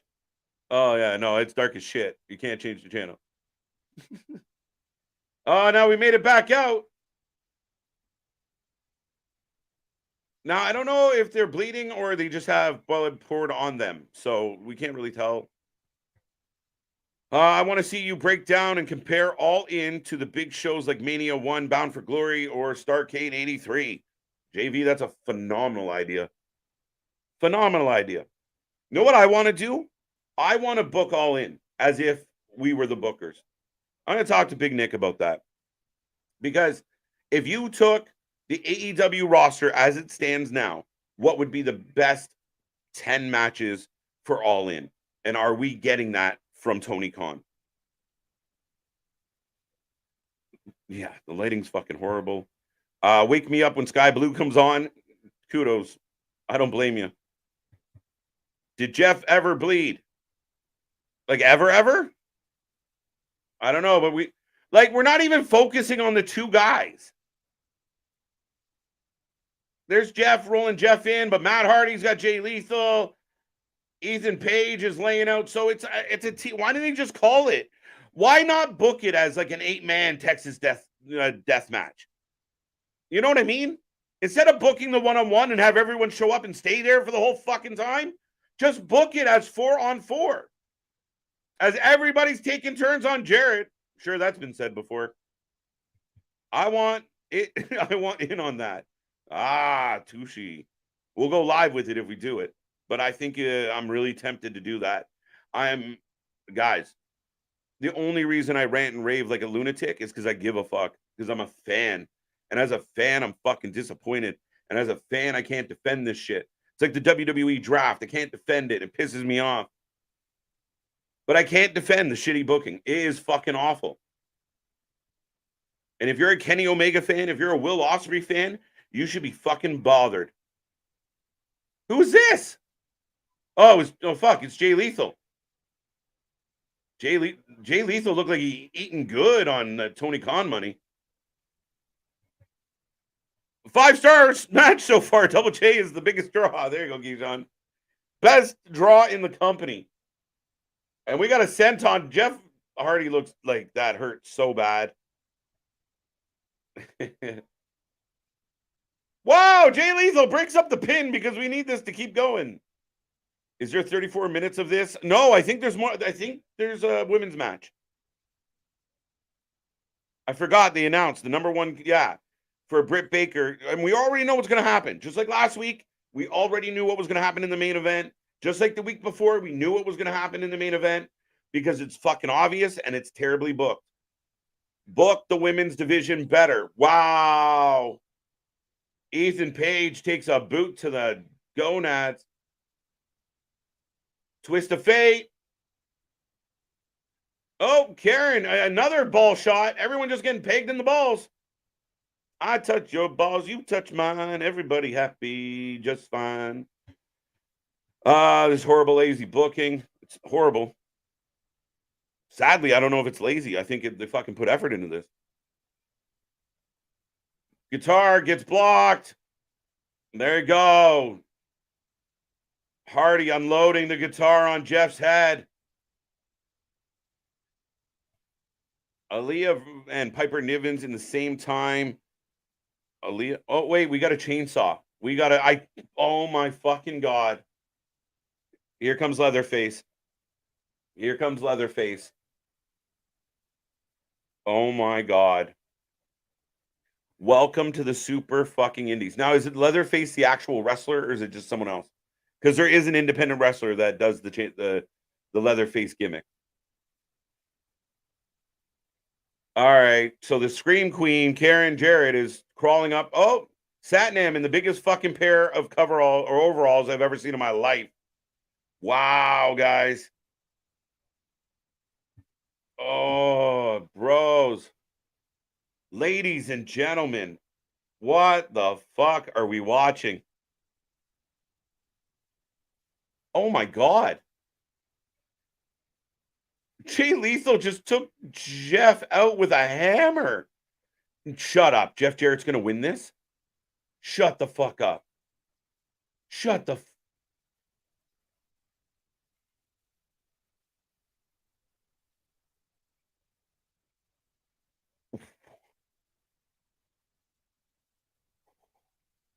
Leatherface, the team that Leatherface helped lost. The team that Leatherface helped lost. Wow. Tony Khan. Dear Tony Khan, I'm sure you're a nice guy. Oh, Jeff Jarrett gets a Leatherface belt. There is nobody cheering. There's nobody even really. There's like a handful of people in the hard cam going like this. The crowd is quiet. Up next, Britt Baker and the bunny. Guys, I swear to God, I'm trying to find good things to say. I swear to God. I like Britt and the bunny. This is the worst thing I have ever watched this year. Leatherface! Help the baby faces, and the baby faces still lost. We are promoting your video game, but you're going to back the losers. Jeff Jarrett wins the Texas Death Match, and I have no idea why. Does that mean this fucking rivalry is going to continue? Hey, maybe we can give them blood and guts or give them some type of fucking hell in a cell that they can all fucking beat each other up in again. Nobody wants to see Matt Hardy. Nobody gives a shit about Private Party. Poor Ethan Page is a talented man that I wish the WWE would scoop up and fucking utilize. Jeff Jarrett's over the fucking hill and isn't supposed to be in matches. He's supposed to be in the backstage. What the fuck is Karen Jarrett doing on my screen? Jay Lethal, I love you, but you shouldn't be involved. Satnam, holy fuck. I don't even know what to say about Satnam. And Sanjay, I'm so sick of fucking Sanjay. It's disgusting. That's how I feel about all of that. All of it sucked. All of it sucked. And if you're sitting at home right now just giggling and thrilled and fucking tweeting about how awesome that match was, I worry about the count of your fucking brain cells. I really do. No offense. I try and keep this shit as happy and open to opinion as possible. But if that's your opinion, that is fucked. This match 10 out of 10 made me laugh. You're allowed to laugh at it. If you seriously enjoyed it, I got a problem, JV. I didn't read that before I said what I said. I just knocked my system out being mad at you. Fucking hell. Fucking hell. What a fucking night.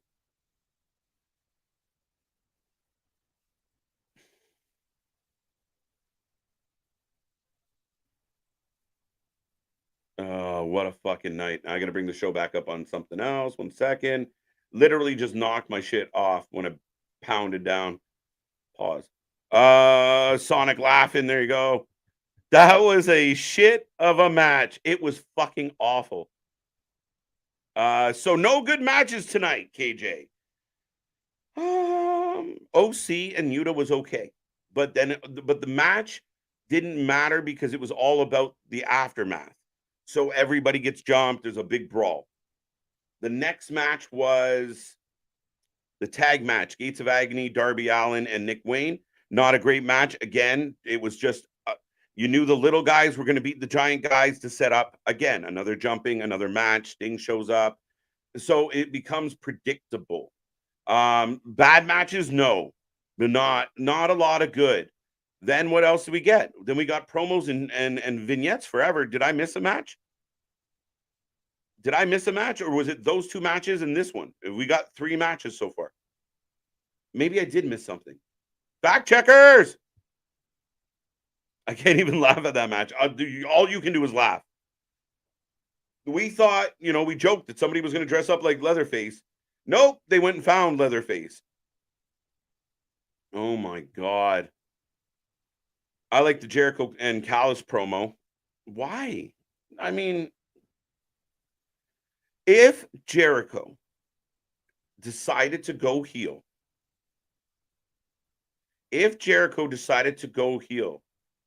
fine, I'm with you. I'm 100% with you. I probably would have been okay with that promo. But he did exactly what I thought he was going to do. And listen, I was more than willing. You guys heard me live. I was going to have to look at my best bud, Mr. Big Nick, and say, man, I was fucking wrong. Jericho is going heel because Jericho and Callis working together as heels would be epically fucking nuclear potential for heat.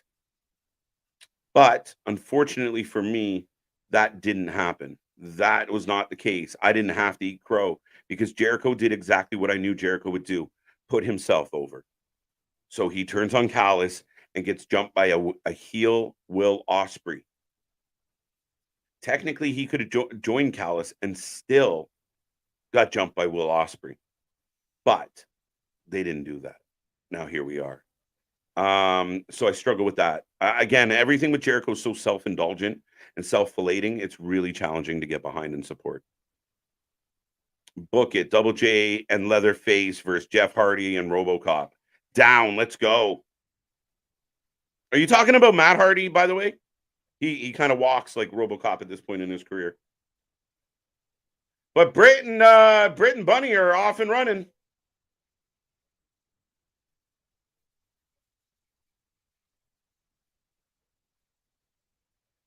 Whew. I feel like I've been just fucking spouting for almost 2 hours.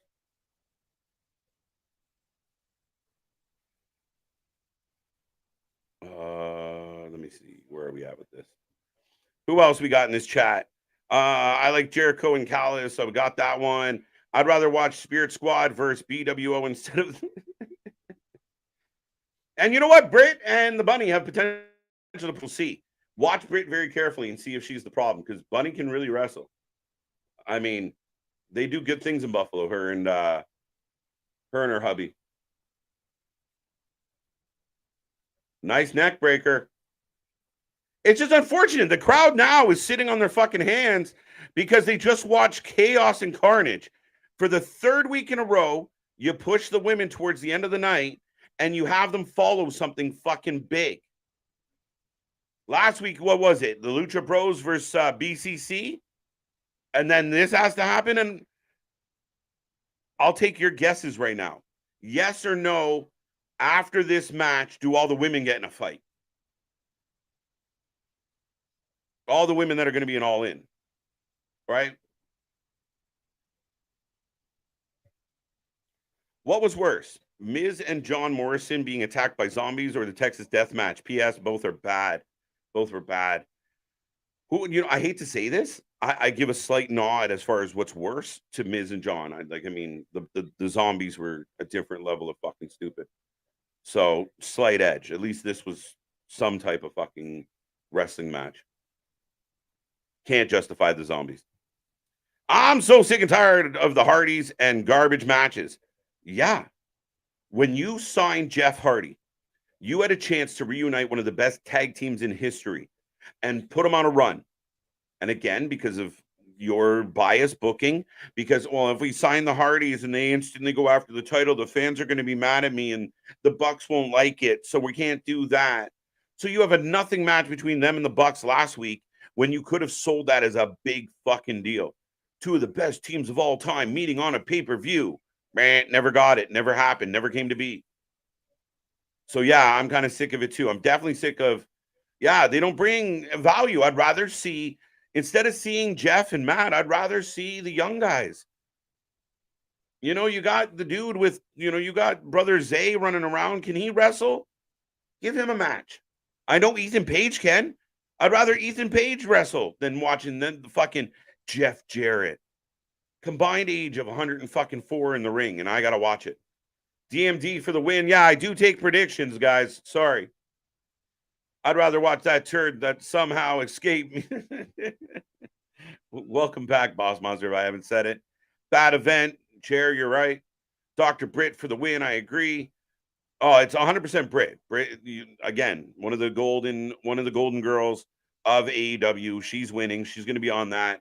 And I really do believe that Saraya is going to steal the win. They're going to give Saraya the moment, even though she's billed as a heel since she got to the company, minus the first 2 weeks when they realized she couldn't do it anymore.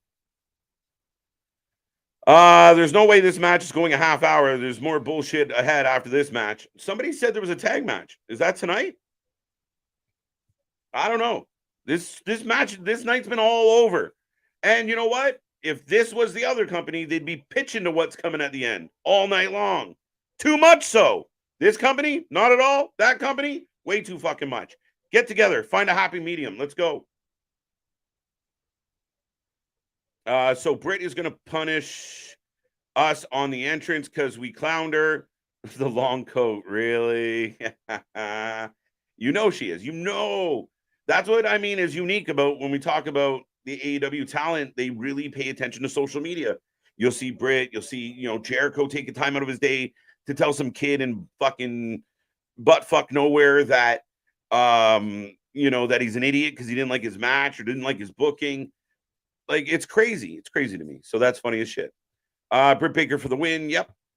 This is the third match, and yay, the Bunny's back, and she's going to lose. So yay. I think the Bunny's a better wrestler than Britt Baker, to be 100% honest with you. All right. Little exchange in the corner. And Sheeta was irrelevant for months. Comes out of nowhere because they got to give Sheeta a nod. They got to get Sheeta on All In.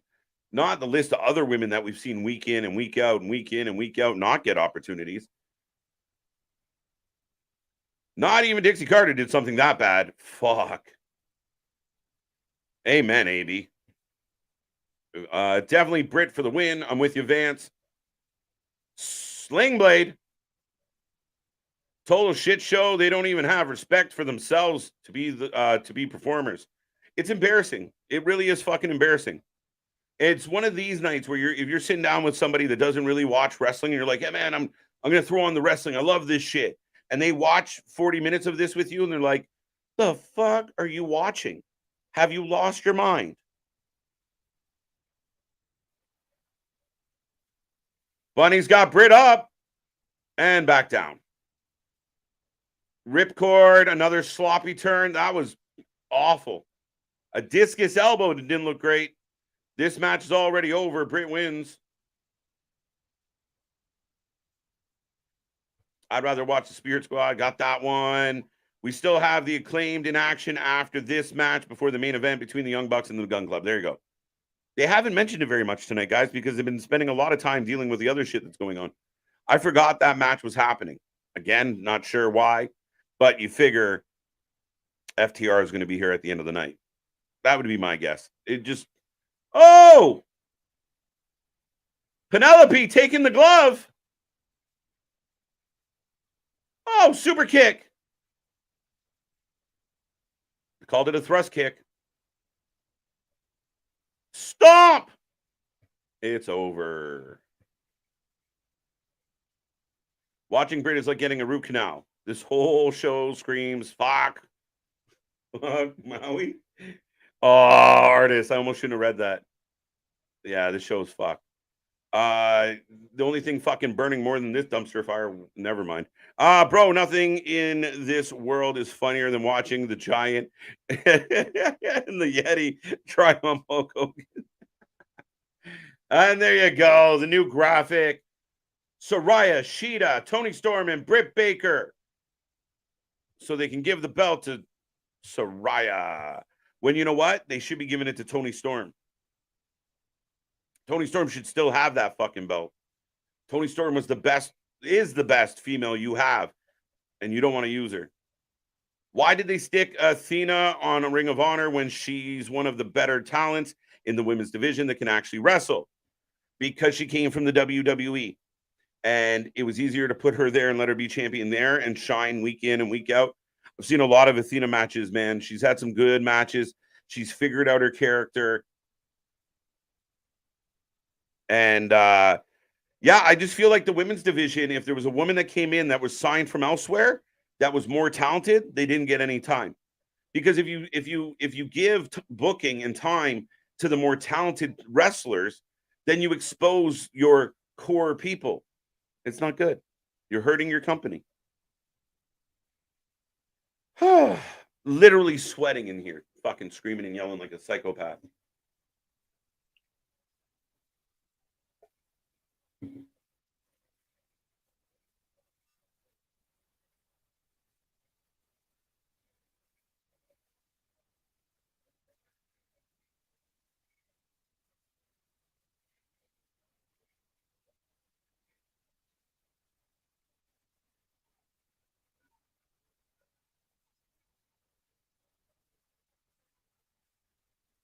Now, here's my question.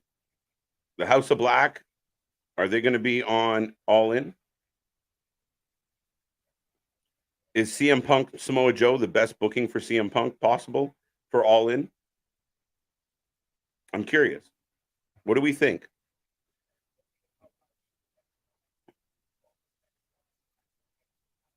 The Acclaimed are here right now saying goodbye to Billy. But here come the Acclaim now. That stomp was bad. The discus elbow was bad. The essentially the flatliner in the corner was bad. No offense, it's sloppy. Not excited for All In. I'm still excited. That is ironic. You heard me bitch and complain for almost 2 hours now, and ironically, I'm still excited for the pay-per-view because of what it is.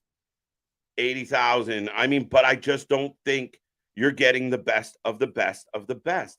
That's where people get mad. Oh, we didn't get Trish and Becky at SummerSlam. I don't give a fuck. They weren't one of the top stories to pay attention to, so they don't need to be on SummerSlam. Have the balls to make hard decisions. Have the balls to make decisions that make your company better. Bullet Club needs Storm. Interesting. Interesting. Lights out. Lights out.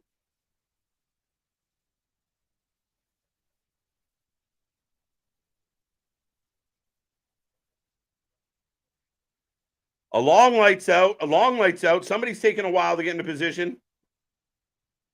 We got the Fireflies. And HOB are here. Makes no sense.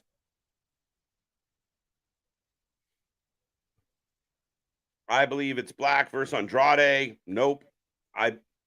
It's going to be the House of Black versus the Acclaimed and Billy. And the Acclaimed and Billy are going to win. If that's it. That might be an all-out match. Maybe not an all-in match. CM Punk versus Black at All In. No, it's going to be Punk and Joe, but I would rather see CM Punk and Black. I'll be 100% honest with you. Malachi versus Punk would be much better. Gave you a like. Everybody give us a like. I don't even know how many we have tonight. Who's going to be the other three in BCC? HOB. Wow, they are decimating. So the Acclaimed aren't going to be wrestling, and yet another segment involving a mugging, a jumping. Again, this is Tony Khan's method of booking. It is Vince Russo style. We just have fucking chaos. We have it like Jerry Springer. You just run out and start fighting. Ding, ding, ding, ding, ding, ding. Jerry. That's what this is. This booking might be... Keyshawn, get out of my head. Lights out. Yeah, this is long, guys. 94. Come on, we need 6. We got to have 6 thumbs kicking around here. Did AEW skip the Andrade storyline? It's kind of gone by the wayside as another person's bleeding. Again, like unnecessary bleeding. I am confused. They're chanting daddy ass, some of them. Another stomp. We just saw a stomp in the last segment. Not to be picky, but fuck. Will HOB be there? Other 3 members of team? Oh, that's interesting. I don't think so. That would make no fucking sense if House of Black just showed up. Who would the BCC get to help them? Fuck, I don't know. Could Bryan be a surprise? Is there any chance that Daniel Bryan's recovered in time? How long does it take to recover from a broken wrist if you put it in a brace and such? 6 to 8 weeks? 6 to 8 weeks for a broken arm?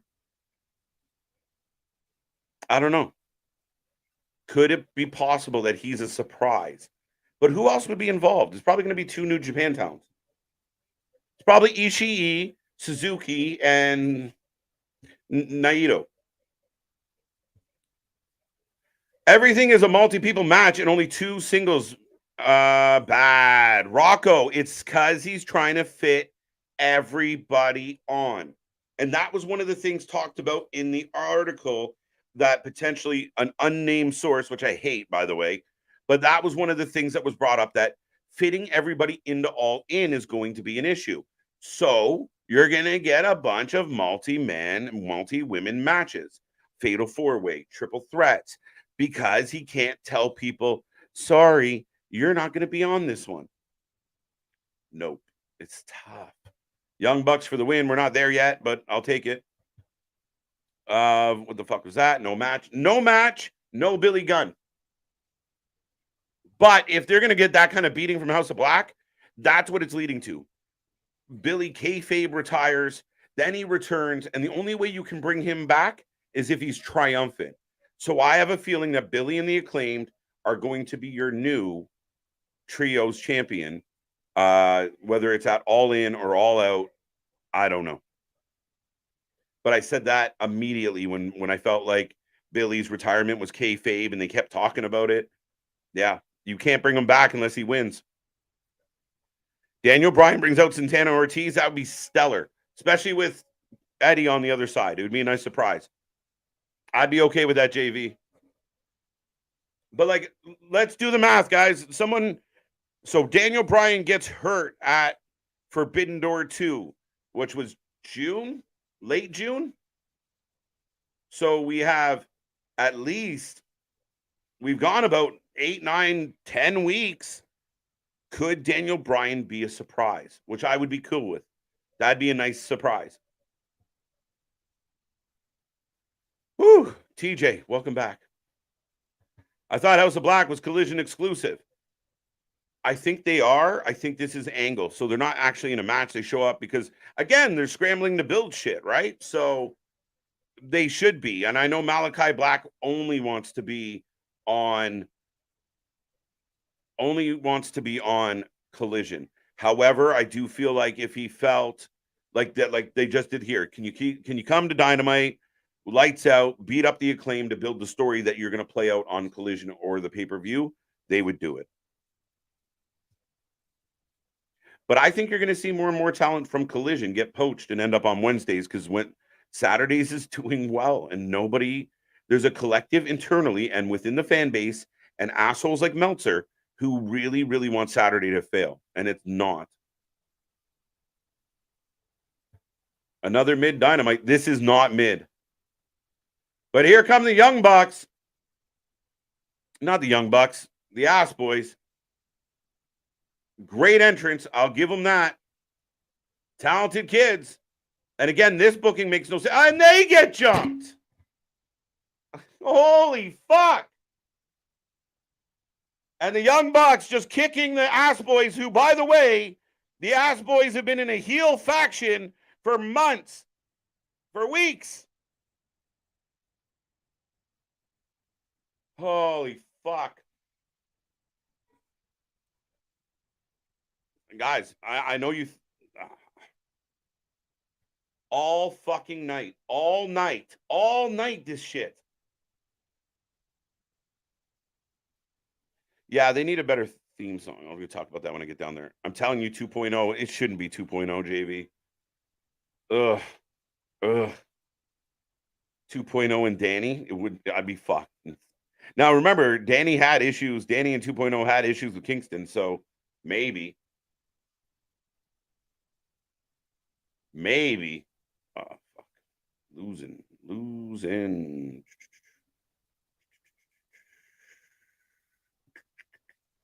Son of a bitch. Even my fucking signals decided that this is garbage and don't want to play it. Where are you? Holy. Yeah, we are rolling along, folks. If you haven't made a prediction on this match, make sure you do so. But yeah, I mean, what a night. What a crazy night. And again, I will argue anybody. If you got anyone out there praising this show, I would more than happy go toe to toe with them on how they got to the conclusion that this is a great show. How little do you have to desire out of your wrestling? And when you tell me this is real wrestling, I saw fucking Leatherface tonight. I've seen everybody in the fucking company get jumped tonight. So when you tell me you're going to give us real wrestling, help me. Because I spent many, many years watching wrestling. I'm confused. This cannot be the company that's providing real wrestling. As we got a buck up and over. It doesn't make sense that they jumped them. Does not make sense that they jumped them. But, so here's the thing. If you're going to book the Young Bucks against FTR, and you assume that the fans like FTR more than the Bucks, because they do. Sorry, Bucks. I don't care how good you think you are. People know that FTR is better, and there's more fans for FTR than the Young Bucks. I will also have that argument any day of the week. That being said, so you want to set the Bucks up as maybe a little more of a heelish team, which they just kind of were pseudo babyface against the BCC. Then they book them against a heel tag team and then jump the heel tag team to get some heel heat on the heel tag team that people do want to see get their ass kicked most weeks. Does anybody see where we're fucking this all up? Let's think about it. Isn't someone going to help that poor man? Margaret, that's a sure way to get him killed. Artist, I love it. I'm really tired of this shit. My shit or their shit? No, I'm just kidding, Kenny. You know what? Again, we try and find some positives.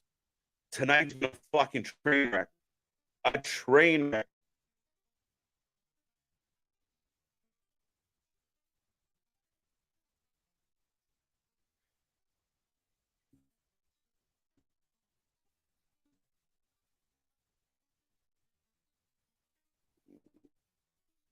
Sorry, folks, just checking my signal. It looks like it dropped a bit. Bucks booked this match for win. Yeah, they're winning. They're winning. You know, they're going to win the tag titles in a couple of weeks. So they're winning. I'm very proud of myself because in my entire 32 years, I never watched a full WCW episode, and I just did tonight. Rocco, that might be my favorite comment. That's fucking fun shit. You got cut off. Am I back? No, I gotta check. Son of a bitch.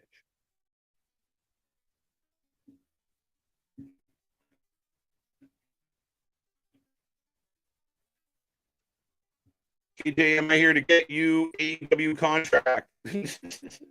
Tony, I would happily take that AEW contract. I think you need some help. Love your company. Don't know what the fuck is going on. You got cut off. Yeah, if I'm a little glitchy, folks, I think the environment is fucking with me a little right now. Are you excited for Jacob Fatu versus Ricky Shane Page and Tracy Williams versus Davey Boy Smith Jr. Opera Cup Finals? Yeah, not bad, not bad, not bad. I mean, should be all right, Damien. Not bad. FTR are great. Bucks think they are better than what they actually are. They bore me, and they just spot monkeys and do the same thing every match. It's fair. I'm working on it, Jason. I'm working on it. I think it came back. Thank you. Did I correct?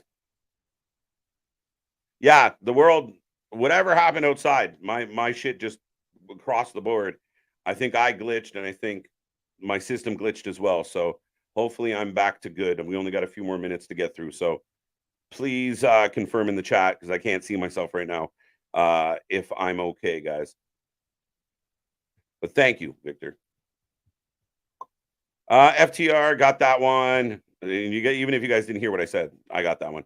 Watch all of tonight's for 12 hours and become one of the 28 days cast later. There you go. Stream's better now. Thank you. You're back. Thank you. Yeah, I saw the little dip. I knew I was in trouble. AI KJ, that's it. And I'm glitching.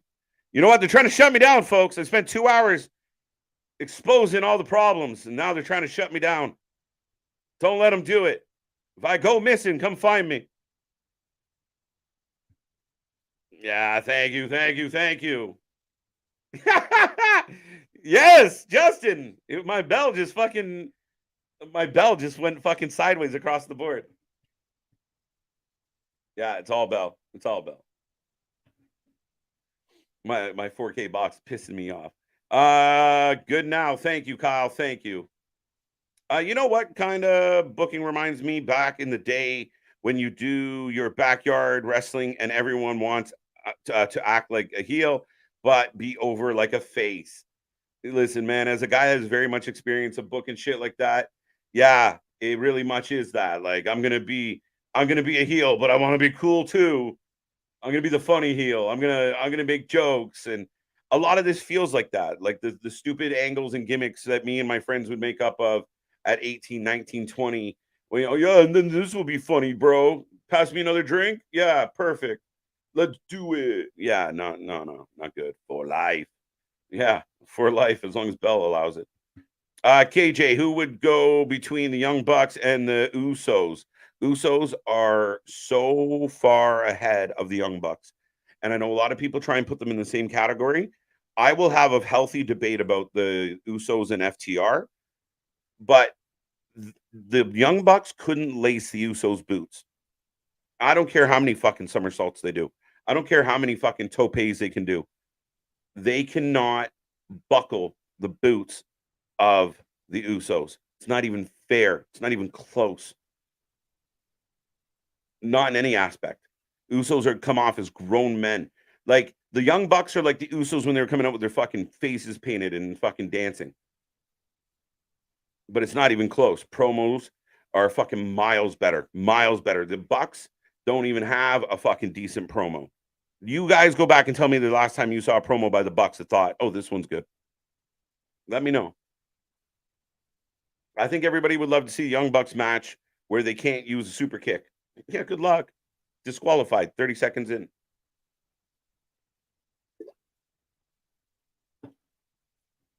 Insanity. But the match continues, by the way.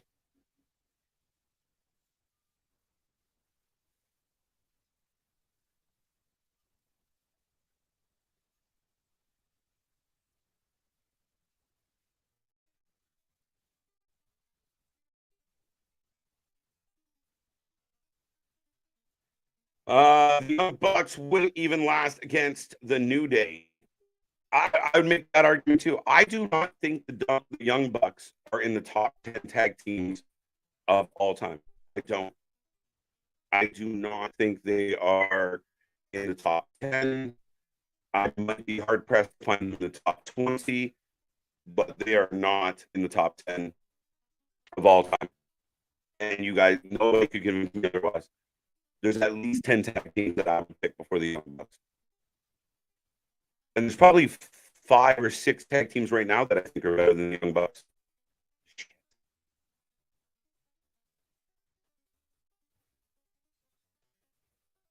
That's my ECT and Brian Dennis Samir and Jay Uso could be the team all in all for WWE except Yuta. There you go. I want it. I'll take that. Thank you so much for the super chat. If I am glitchy, folks, I do apologize. Lagging again. Yeah, I'm waiting for it to kick back out. I think it's the weather. Nowhere near the top. Thank you, Chair. Oh!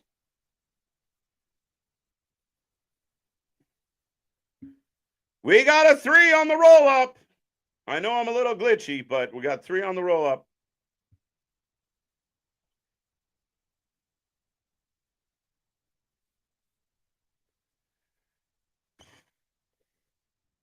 This is what happens when you're live all the time, folks. Yeah, they're trying to shut me down. They're trying to shut me down, folks. I don't know if I'm back yet, but I do apologize for the glitches. And we get another mugging, and it's Juice. What the fuck? What the fuck?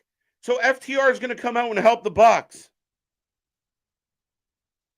Oh, guys.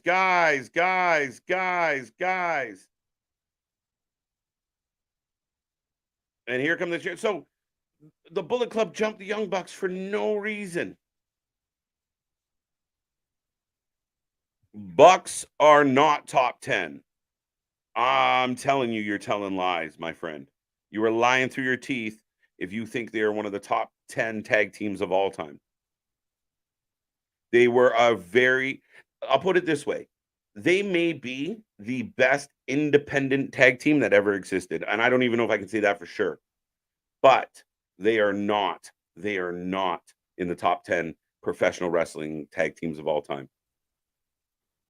And if they make the top 20, I'd be surprised. And they have no accolades to back it up. They have no money movement to back it up. They have nothing supporting it. They have nothing saying otherwise. Because they had some good shows in Japan means nothing. FTR is here now, and my shit just all came back together. So hopefully you guys can still hear me. It's a little bit frustrating on my end, but when you're live as many hours as we are, we're going to have some funny moments here. But yeah, FTR came out to help the Young Bucks, as I called it. I don't know if you heard my prediction, but that's exactly what I predicted.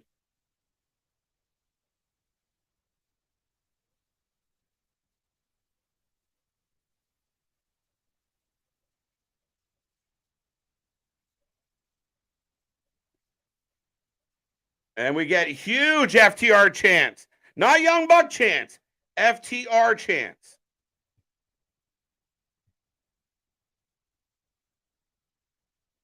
This is honestly the best 3/4 of a... This is at best 3/4 star. Yeah, I don't get the booking. So the heel team tried to cheat, and then the presumed babyface team cheated to win. And then the babyface team got jumped by a heel faction that were friends with the heel tag team, and then the babyface team came in and helped the presumed babyface other team who was acting heelish the whole time. Every match had a jump ending. The women didn't, was the only one that didn't have a brawl. every segment had some type of bullshit. Everybody got jumped tonight. Everything got fucking crazy. And yes, I imagine I briefly froze, so hopefully I am back so I can close out the show before I freeze again. I think my internet is struggling with a little bit of the clouds in the area right now, but all in all, guys, I will take your rating out of 10 for tonight's show. And I really feel like I've already explained to everybody how I feel about this fucking show tonight. Why would you do this, FTR? Why did the Bullet Clubs jump the Bucks? Just because they beat up the Ass Boys? Again, it doesn't really make sense. It doesn't really add up. Fuck.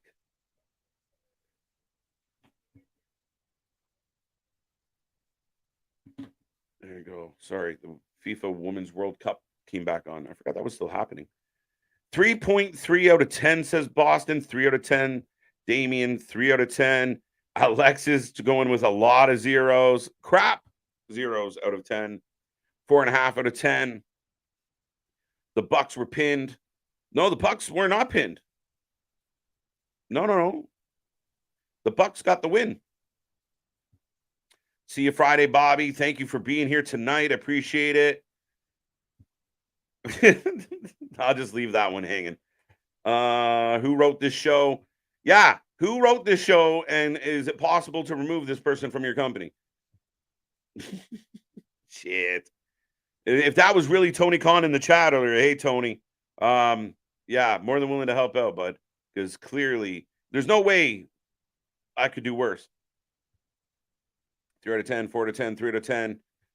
All the responsibility is clearly overwhelming. TK, possibly. It's compounded, TJ, by the fact that, yeah, you have a lot of responsibility, but instead of just doing what your heart desires and what you think's best for business, you're catering to all these personalities. Which, yes, granted, that is part of your job. That is part of your role, is to make sure your people are happy. But there has to be a level. There's a reason why sports teams have coaches and managers, because even professionals need guidance and control, and you know, their egos cash checks that their bodies can't cash. Yeah. But at the end of the day, man, there's a lot to be. I'm really curious, and I will say this. You guys think that we always pride ourselves on being as unbiased as possible, and I can prove it. Here's a perfect example. I've been very critical of a man in a digital car who goes on and just praises AEW. Even he has turned on them as of late. Even he has found reasons to be mad at them for the same shit we're talking about. No build to All In, shit booking, shit Dynamite. So I'll give kudos. I actually saw a video involving the digital car that I actually agreed with, and I appreciated the non-bias as he finally seemed to take a pot shot at AEW after all this time. And he said he was the only one saying some of the shit, but he was praising their high, for all the months that Nick and I sat on this channel and came up with the problems with AEW that are just getting bigger and bigger and bigger. He finally caught up, and he's telling everybody he was the first one to say it. He's not. But I give him kudos. I'm confused. I thought it was Bullet Club for life. That's the mark for FTR. That's the marks for FTR. Same ones that hated on them and almost sent them out of the company. Just stop it. Doesn't make sense. You have every right to be confused. If you have half a fucking brain cell, you are confused. I think tonight, after what I saw, was All In. I feel like there's something missing there. 4 out of 10, 6.5 out of 10, Bobby. That is a little bit interesting. All the responsibility is clear. You got that one. 4 out of 10, 3 out of 10, 3.3. Got some of these ones. FTR just teased their finisher, just like what Cole did. Exactly. We get jumpings in every segment. We got back-to-back stomps in segments. Guys, it's tonight. Did not watch. Dale, you didn't miss it. Don't watch it. It'll just upset you. Dynam mid.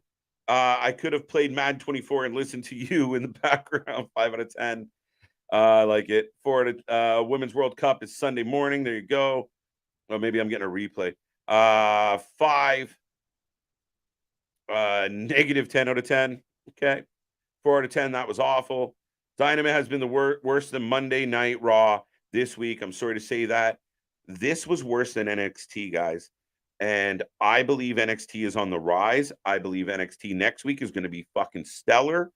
And I believe the NXT is outdoing Dynamite more than it's not. I think it's getting to that point where Tuesdays are getting better than Mondays or Wednesdays. Monday is a trek. Monday is still, I gave Monday a 6. I gave Tuesday a 7. I'm giving this a fucking 4. I'm giving this a 3. Let me change my mind. I just remembered something.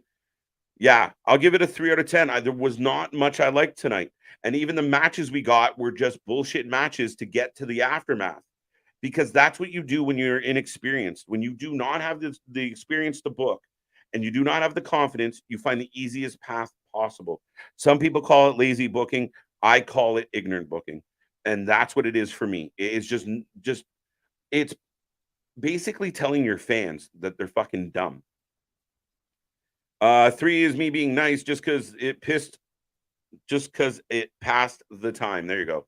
3 out of 10, not good. Not so good matches. The chainsaw match was awful. And I hate to say it, the MJF Cole segment dragged. It did. 2 out of 10 says Chair.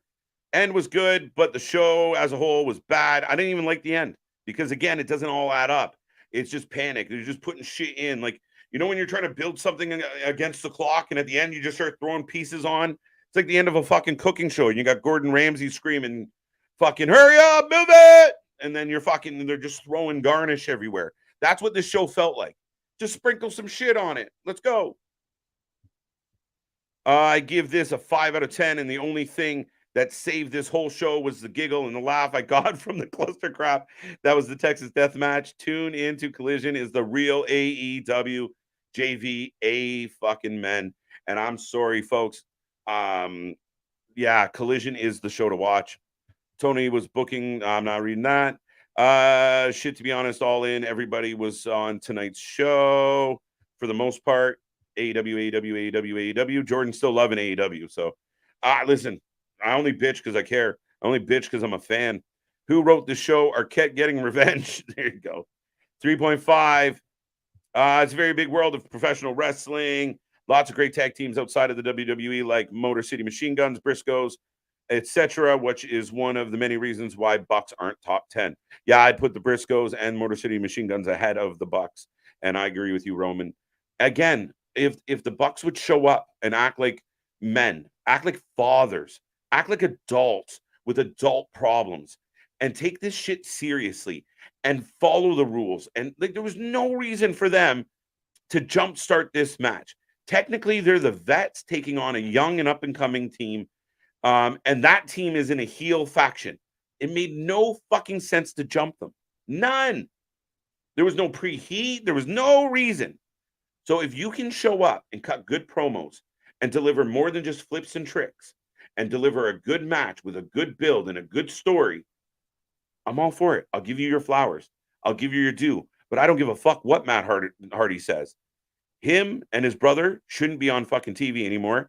And he can ask us for the Young Bucks flowers all he wants. But it's not some WWE bias that they're not getting their flowers. It's the fact that they don't deliver when they're on the biggest stage. When they got to AEW and they had a Wednesday night show, they should have lived up to the hype.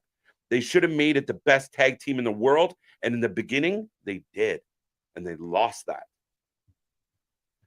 KJ, promo is entertaining than this tonight. Yeah. 3 chainsaws out of 10. Nice. And I'm just being nice on the 3. Russo wrote this show. Hi, Russo. Alexis, you might be right. 4 out of 10. I even think at least Russo would have done an entertaining show.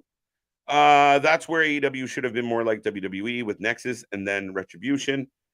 Yeah, give or take, they could have done something for sure. 3 out of 10, not so good matches. Chainsaw match was awful. I think I got that one. 5 out of 10. Now I know what it was like watching WCW in 1998. As a boss, your employees should not be your friends. No, it's a very thin line. They need to respect you. They can like you. But if you don't have the ability to pull the trigger, if you don't have the ability to look at somebody and be honest with them, And the ironic part is, really good bosses have been friends of employees because you get that relationship where I can look at you and tell you straight how we feel. I think that's how Nick and I do it here, where me and him can just, talk. And if we got to be honest with each other, we're honest with each other. And if Tony can't do that with that that big, all that budget and all the fucking, like, so what? If you make a decision and somebody quits, oh fuck, this isn't fair, and they're mad and they're pouting, they don't want to wrestle. You have fucking hundreds of wrestlers. You have like fucking close to 200 wrestlers signed. Who gives a fuck if 2 of them quit? W stream. Thank you, TJ. I'm heading towards the door, I promise. Here's the thing, AEW, you got a small little group, aka the Elite, that refused to listen to anyone, and they made their own company. Ring of Honor flipped the building, and they got a goofy tool in TK to pay. No, that's always been the thing. And you hear the stories forever about, the risks we took. You didn't take, no. Tony Khan made that happen. And if it wasn't for somebody like Cody Rhodes with the business mind to pull it all together, we would have never got this. And I'm not going to take away from the Bucks and Kenny and Adam, but they've never evolved past being small show guys. To them, they are still doing this shit that they used to do for 45 people in some bingo hall. And now they're on national TV in front of bigger crowds. They got to do better. They got to bring more. This constant fighting about who's my friend and who's your friend, and fuck, I'm over it. NXT is getting better by the week. I agree with you, Austin, our artist. Now TK had a bunch of old vets that can mold the young talent. But when you got your VPs that don't listen or don't want to listen to the rest of the crew, go listen. Punk is leading by example, 100%.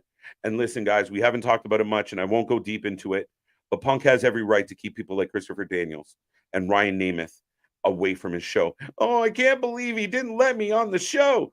I can't believe you spouted off and called him soft, and he did nothing to you just because of who your friends were. You shot your mouth off, and now you're paying the fucking price. And Punk is doing everything he can to keep the strength of Collision together. And people want to be mad about it, and assholes like Meltzer want to write about it and fucking lie about it. Fine. But at the end of the day, when the House of Black come out and complain about it, or Ricky Starks comes out and complains about Punk, then I'll listen. But as long as it's these peripheral fucking, I almost went real mean. But if it's these peripheral nobodies that are friends with the Bucks and friends with the Elite that continue to drum up fucking reasons to cry about CM Punk, how about stop worrying about CM Punk and just fucking show up and do your jobs? Perform to the level that you're expected and forget about Punk. Let Punk do Punk. You guys do you. But you were just on my TV and you shit the bed. Punk was on my TV on Saturday and I liked what he did. So you figure it out. Because I'm telling you guys right now, if you took the cast of characters that are on Saturdays and moved them to Wednesdays and then moved the Wednesday crew to Saturdays, Wednesdays would destroy. And we wouldn't even be talking. We would push 1 million because your biggest fucking draws are on Saturdays. And again, you're hurting your company because they should be on Wednesdays. Considering this Dynamite, yeah, NXT will seem like Mania. Yeah, there you go. 1.5 out of 10. Disrespectful to the fans and the audience. Amen. We got Stokely half away. Samoan Joe versus the boys tomorrow, right on Ring. Oh, yeah. Great. Some people say Monday Night Raw was the same main event, but it feels like a main event. Dynamite has a problem lately of booking boring, predictable main events. Yeah. Is WWE a little too repetitive sometimes? Yes. But they focus on their key people. Their biggest draws get the biggest spots. Sometimes I hate it. You hear me talk about it all the time. But at the end of the day, yeah, I mean, it feels like a main event. Their big deals feel like big deals. It just the way it is. You don't see Brock Lesnar coming in and doing vignettes where he's at a trampoline park. 6 out of 5. That's generous. Fair enough. Why my WWE WrestleMania pre-sale tickets start at $500? Yeah, they're going to be pricey. Good luck. I agree with Ronan. Like it. Hey, Tony Khan should get Freddie Prinze Jr. to write for him. Freddie apparently is up to his own gig. I hope Freddie can pull it off. Get some financial backers, get some talent. And if you think you can write, Freddie, I got faith in you, buddy. Let's see what you got. 4 out of 10, AEW Dynamite. I like it. Tomatonga is not even in Bullet Club. David Finley is the leader of the Bullet Club. Yes, he is. This made me feel real blah. But we make you feel better, Tony. We got Tony's plug, Tony's nightmare, Tony, a bunch of Tonys in the chat. KJ likes are at 102. There we go. Thank you for getting us again over the century mark. Folks, it's been crazy good. Sorry, 101. Shit. We're still over. I'll take it. Some people say, got that one. Speak the truth. Don't hold back. Absolutely. If you can't be honest with your talent and your teammates, and if anybody watching right now has ever been on a team, if you can't look at a line mate or a teammate and say, hey, man, you got to fucking pick it up. Or, hey, man, pass the buck. Hey, man, you got to give and go a little. Hey, dude, help me out here. If you can't do that, you just got to stand beside him while he's fucking up and be okay with it. It's never going to get better. They're never going to improve. And as long as Tony Khan is catering to everybody's fucking ego, we will continue to get matches like Jericho versus Ospreay. It is fucking disgusting. Disgusting. Jericho should be ashamed of himself, and anybody else involved in booking this shit should be embarrassed.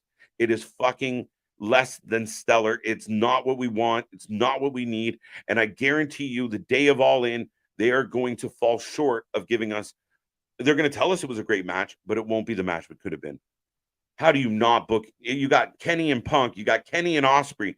You got all these fucking options, but I get fucking Chris Jericho, and YouTube's going to hate this video. You're going to give me Chris Jericho and Ospreay. It's the click frat mentality, 100%. And JV, the proof is anytime someone says something bad about AEW, they all come flocking out on a social media and they team up on whoever said it. That's where you tell. Oh, I can't believe they think we're cliquey. I can't believe somebody would say that we're not welcoming. Yeah. And then the people who said they were welcoming were the people that are in. Well, you're my friend and you're his friend and we're friends. Well, of course. You all think it's great. It's the outsiders that are having problems. Jack Perry is going to celebrate of destroying the FTW World Heavyweight Championship. Okay. Very interesting. AEW needs to release the garbage. Yeah, but the problem is their definition of what the garbage is different. That's the problem. Who do they release? People that we think are garbage, Tony loves. The vets are, most of them are still putting themselves over. That's the problem. Jericho, Matt Hardy, these guys. I mean, Jeff Jarrett went over tonight. What the fuck are we doing? 500. I can have James Cena perform private. That wasn't Leatherface tonight. It was the man with leprosy. Oh, good. Fuck. Coming from football and high school, KJ, I agree. Right? If you can't be honest, if you guys can't row the boat together, then you're fucking doomed. And that's what's killing this company. That's what killed WCW. They couldn't row the boat together. And the boat fell apart and sank. With Eric Bischoff holding onto the oars, hoping for the best. Can you imagine the damage a guy like Hulk Hogan or Kevin Nash? Oh, man, get the fuck out of here. It's crazy. Crazy. Game of Thrones reference. Shame. The cursing is okay after 5 minutes. I don't affect the algorithm. No, it just hurts my advertising. But yes, I don't give a shit. It is what it is. We are who we are. Ronan, I love it. But thank you, Unbroken. That's funny. Sorry, Power Out KJ. I was talking about AEW, not my friend. All right, there you go. 3 out of 10. No, I appreciate it. I've had some power issues myself. Are you excited for Stadium Stampede? Not really. I feel like we've seen it. And now, again, it's like just a thrown together Stadium Stampede.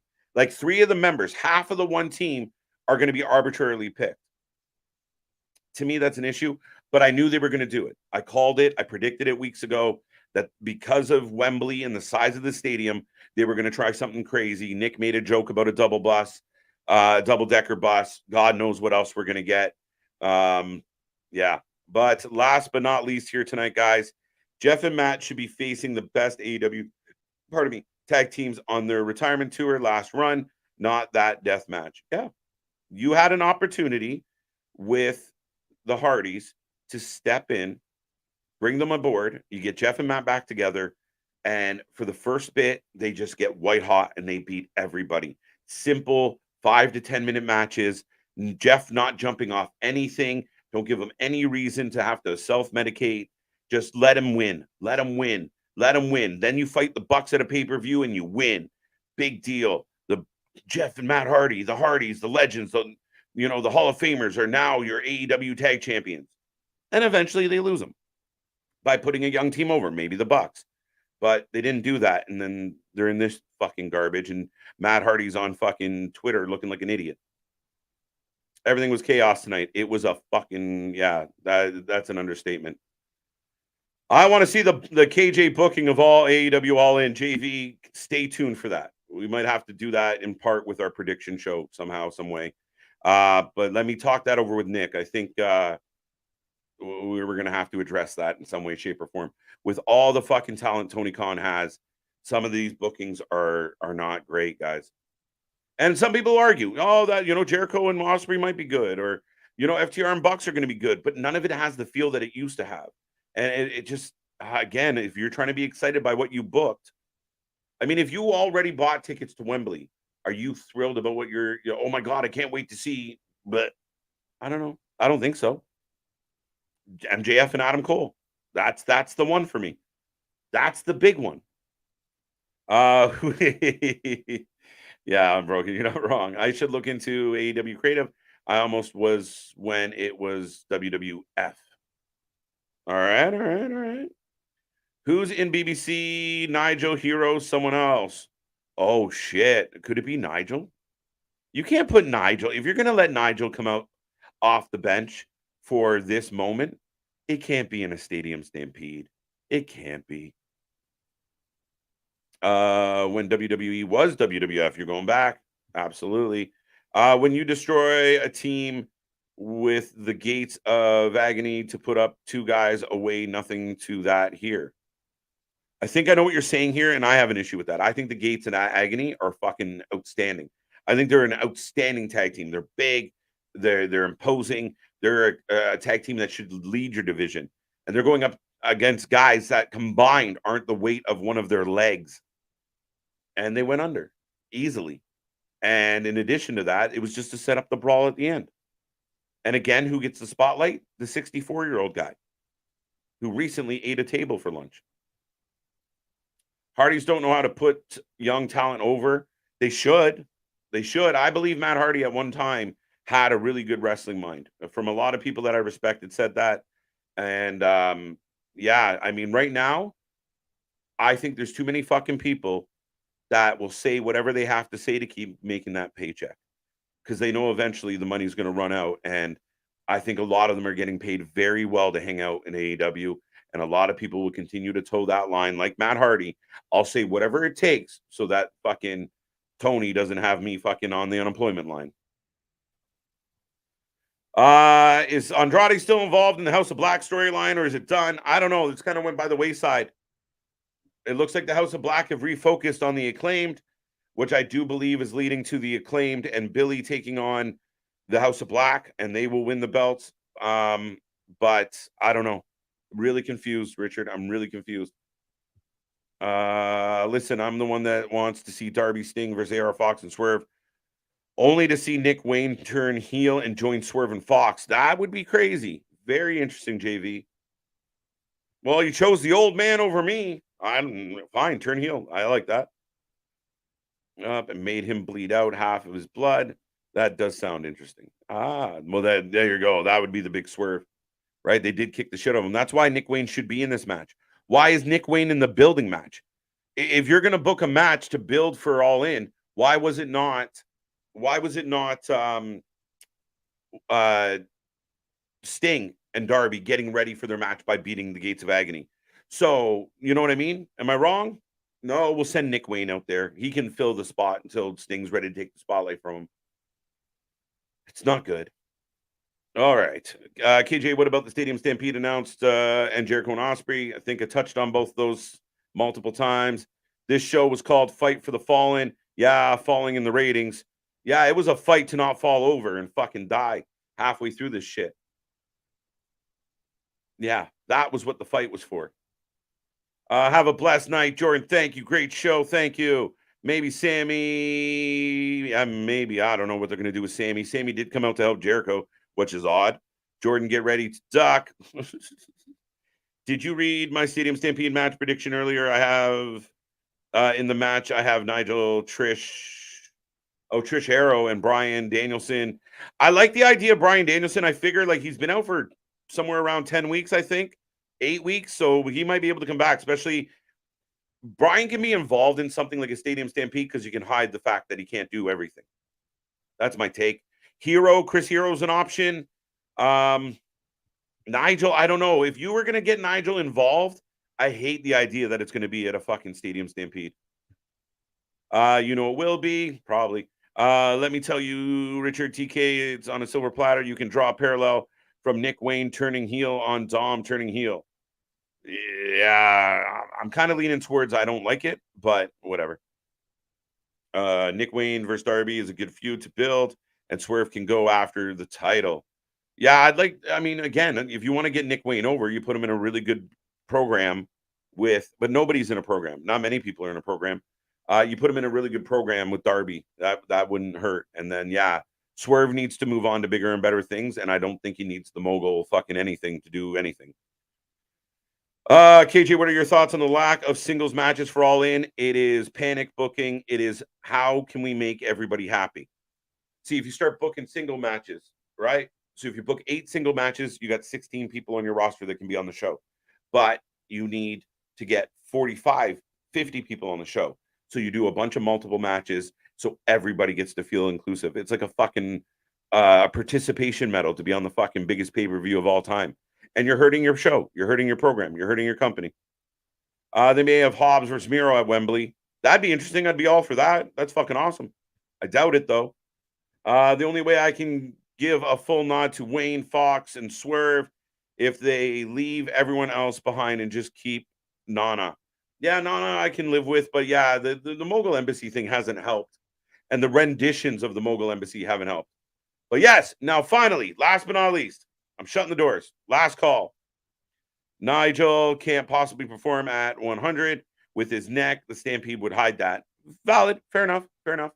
I can accept that. I don't love it, but I get that.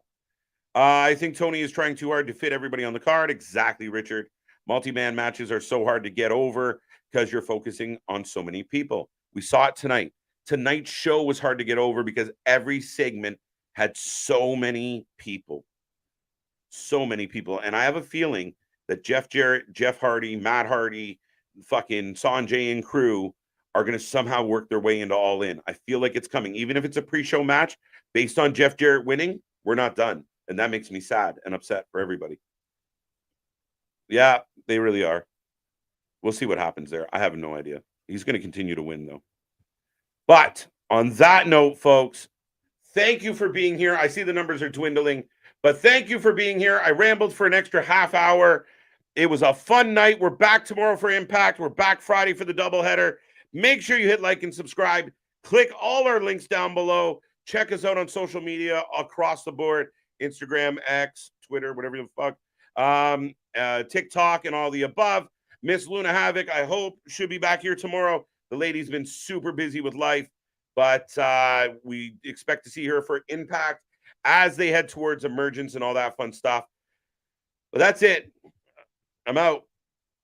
Oh, wait, I'll give you this one. KJ, is it me or does WWE really need to freshen up the roster? We'll talk about that tomorrow or Friday. But let's say goodnight. Thank you, folks. We appreciate it. We are the Wrestling for Life Network. See you on the flip side. Good night.